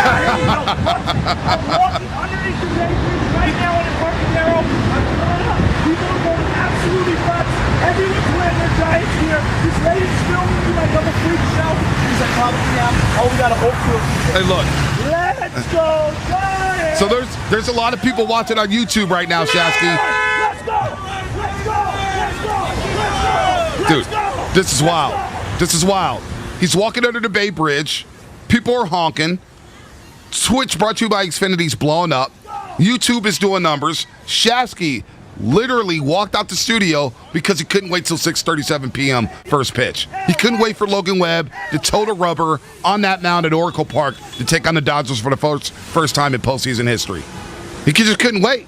He couldn't wait. And so now he's out on the streets, walking down Embarcadero. He's about to pass up Red's Java House. He's high-fiving random people in traffic on the Embarcadero. He's walking in the bike lane, folks. Walking in the bike lane. Losing his mind. Losing his mind right now, waving that flag, yelling, beat LA. This is unbelievable. This is unbelievable. Let's go to Phil in Kansas City. Phil, you're on the Morning Roast here on 95.7 The Game. Phil, what's happening? Phil going once, going twice. He gone. Let's go to Aaron in Fremont. Aaron, what's happening? You're on the roast. First of all, Bonte, Dodgers in 3, baby. Dodgers in 3. I'm embarrassed for Shasky to be walking down. Sorry, I cut him off. Yeah, I was done with that. You know Come what, on, Aaron? man. Get out of here. I'd rather hear Shasky just yelling at people in traffic right now. Dodgers Don't in need 3. any of that. You see Dodgers in 3. He doesn't even believe that. He doesn't even believe that. Hey, Shasky. Shasky, where you at, Shasky? Hey, Shasky. One of the high guys got to get right around the house, and we've got Giants fans everywhere. They're honking, they're fired up, and you know what I don't see? I don't see. Let's go. You hear that? You hear that? Let's go, Giants. Shasky, can you pick me up a hot dog at Red's Java House while you're there, please? I mean, can I get some hash browns? Hey, look at this guy. I might get myself a beer. I'm a little dehydrated. This guy is moving. This guy's moving. He's moving, folks. He's jacked out of his mind right now. Yes. This is unbelievable. Hey, Shasky, who's had a Dodger fan? Hey, Shasky, can you hear me? I can't. I see some PG&E listeners who are chanting, let's go Giants. I'm going to run over to them. We're going to go right in the middle of the street and right there. Folks, somebody please protect. Please protect Joe Shasky. He's running in the middle of the street on Embarcadero across the train tracks. I'm so scared that an Injuda is going to wreck my guy. The Injuda train's going to wreck my guy. He's running in the bike lane. He's running down the Embarcadero. He's losing his mind. Hey, Shasky, are you walking to L.A.? Are you walking to San Mateo? Where are you walking to, man? I feel like I'm wearing the crazy crab outfit because I think I lost 14 pounds. People are going crazy. We got that big old flag right now. Wow. Joe Shasky right now, folks, left the studio at 9:11. Left the studio at 9:11. Let's go to Side Job Rob. Side Job Rob, good morning. You want to co-host with me? I need a co-host. Where you at, Side Job Rob? I'm co-hosting with you, Bonte. You know how we do it, man. I'm out here on the Embarcadero. I found Shasky, man. The dude is doing it live for the Giants fans. Come on, somebody. Here he is right in front of me right now. I'm going to tell him to say what's up to you real quick. Go tell him to say what's up right now, Side Job Rob. This is amazing. Shasky. Hey, I got Shasky right now. Shasky, what's up? Let's go. He's jumping up and down in the back lane. Let's go, Giants. It's unbelievable. It's unbelievable. This is a caller inception right now. This is unbelievable right now. I'm blown away. Oh, we still got Side Job Rob on hold. Now we got Side Job Rob and Shasky. Love for the Bay, love for the Giants all day, every day. Dodgers are done in 3. How about that, somebody? Unbelievable. Unbelievable. This is crazy. He's high-fiving. Hey. You know, I will say this. Somebody get Shasky some hand sanitizer. He's high-fiving a lot of people. We are in a pandemic. Got to wash those hands. Let's go to Lizette in Castro Valley. Lizette in Castro Valley. What's happening? Hey, what's up? Oh, my goodness. I'm loving Butcher Boy's energy. I'm watching you guys on Twitch. He's going up and down the Embarcadero saying, beat LA. That's right, because they deserve half of a ring for winning half of a season, and they don't deserve a parade. So let's go, Giants. Let's bring this back to the city and show them how it's done. Let's go, Butcher Boy. Beat LA, baby. Love this. I'm looking at the text line right now, Langford. My boy Lobo. Lobo, what's up, man? I haven't heard from Lobo in a long time. FedEx driver says, I feel like I'm listening to a live police chase. And from the 707, this is bad radio. You can't hear anything. Do you have hearing problems? You can't hear Shasky and the hordes and everything? Said no one ever. I can't hear Shasky. Said no one ever. 510. Shasky is going to get called in for a drug test on Monday from the bosses. That may happen. It may not happen. Like Myles Garrett. Yeah, it may happen. It may happen.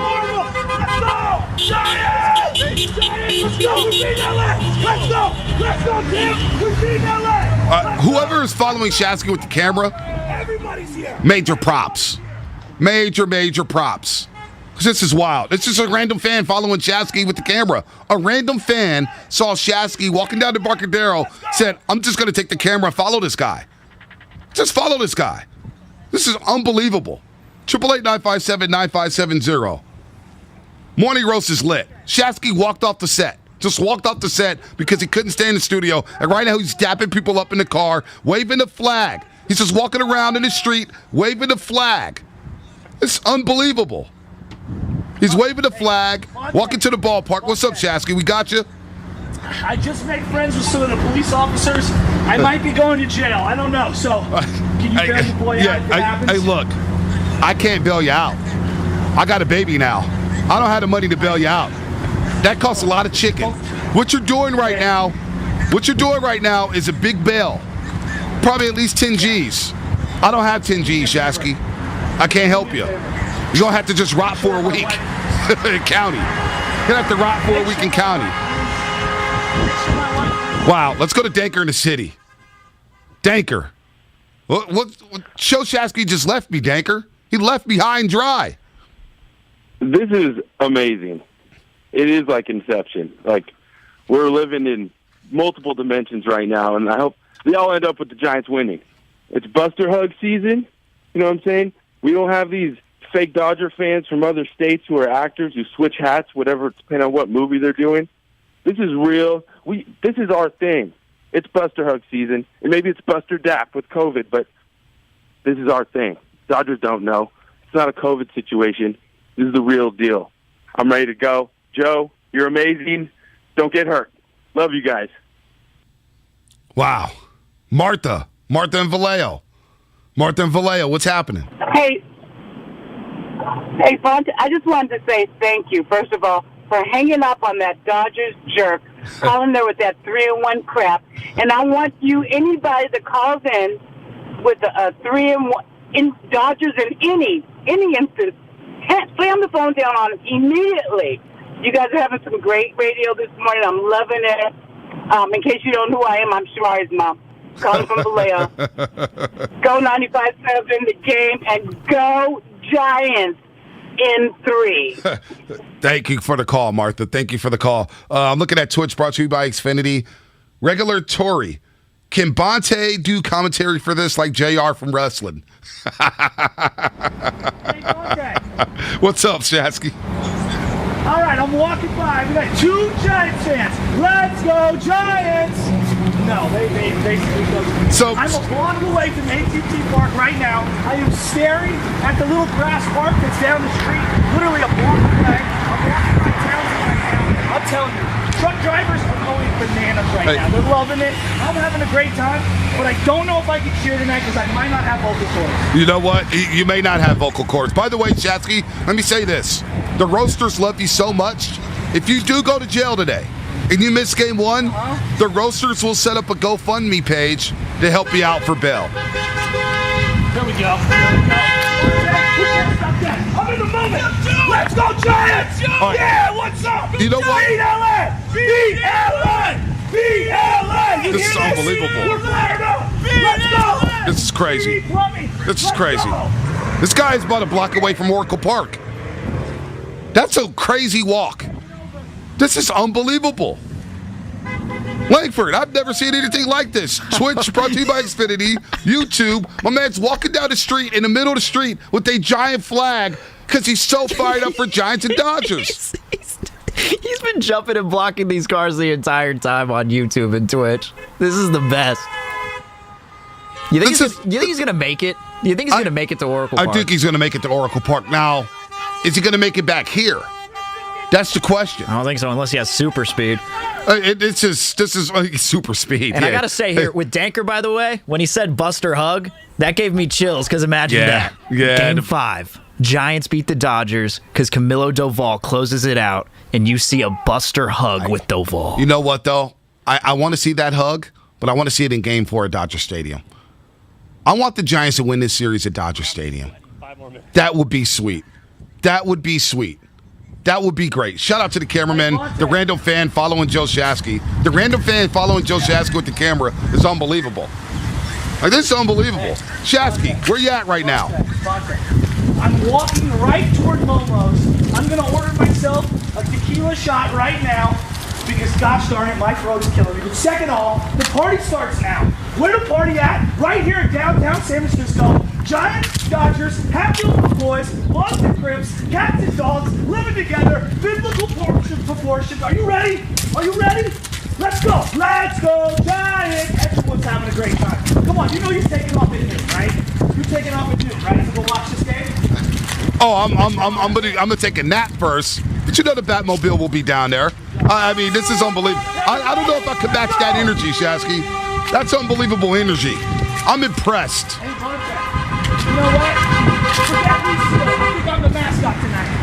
I think I'm the mascot. I think you are the mascot. From the steps of 607 London all the way out to 24 Woodbanks Plaza. I think you are the mascot. If somebody were to step on my feet and my toe starts to bleed, it's going to be blood, black and orange, my friend. I'm better than that. And if you wanted a weather report, ladies and gentlemen, it is windy. Let's go to P-Dub at 7-Tel. Very, very windy. Wind is in the forecast. P-Dub at 7-Tel. What's happening? What's up, B? What's up, man? What's up, P-Dub? Hey, Joe out there, boy, he got me fired up, boy. I'm out here just smiling and grinning. Man, I got chills. Oh, man, Joe went crazy. Let him go, B. Let him go. I'm letting him go. He just left me. I just hope he has a job on Monday morning. You know what I'm saying? I just hope he has a job. Like, you know, we walk off the job, P-Dub. We're not getting, that key card's getting revoked. Key card's getting revoked. Hey, keep him, B. Keep him. Let him get fired up, man. He already. I've been sitting out there in the city. I've been sitting at the gate waiting to get in. Yeah, man, he should. He should. By the way, thanks for the call, B-Dub. If you're looking for sports betting content all day long, the BetQL network is now available nationwide on the Odyssey mobile app and website. Over 10,000 home and auto-connected devices and at BetQLnetwork.com. This is entertainment for every single fan. Morning, afternoon, and night. Betting angles throughout the day. Insights from local and national experts. Entertaining content to keep both the casual and hardcore bettors engaged. Get sports betting content at BetQL Network. Don't forget about that. It's the best in the game, streaming now on Odyssey. So we've got about a minute here. Let's just get back. Folks, applause button. Applause button, please. Applause button for Joe Shasky. My man has made it to Thurton King. He's made it to Oracle Park. He's at Oracle Park. He made it down to Oracle Park right before the show's over as we get ready for Steiny JD, and he's at Oracle Park, and he's in the middle of the street waving the flag. There's an AT Wheeler about to, take the heavens, AT Wheeler made a left turn. Because he's in the middle of the street. Could you imagine that if it was Ron and Hayward who called earlier? That could have been Ron and Hayward. This is unbelievable. Everybody's hawking. He's got the flag up. Somebody take a picture of that shot. This is an iconic shot. Let's go! And with that said, we'll let Shasky in the show and take it away. Folks, enjoy Giants-Dodgers.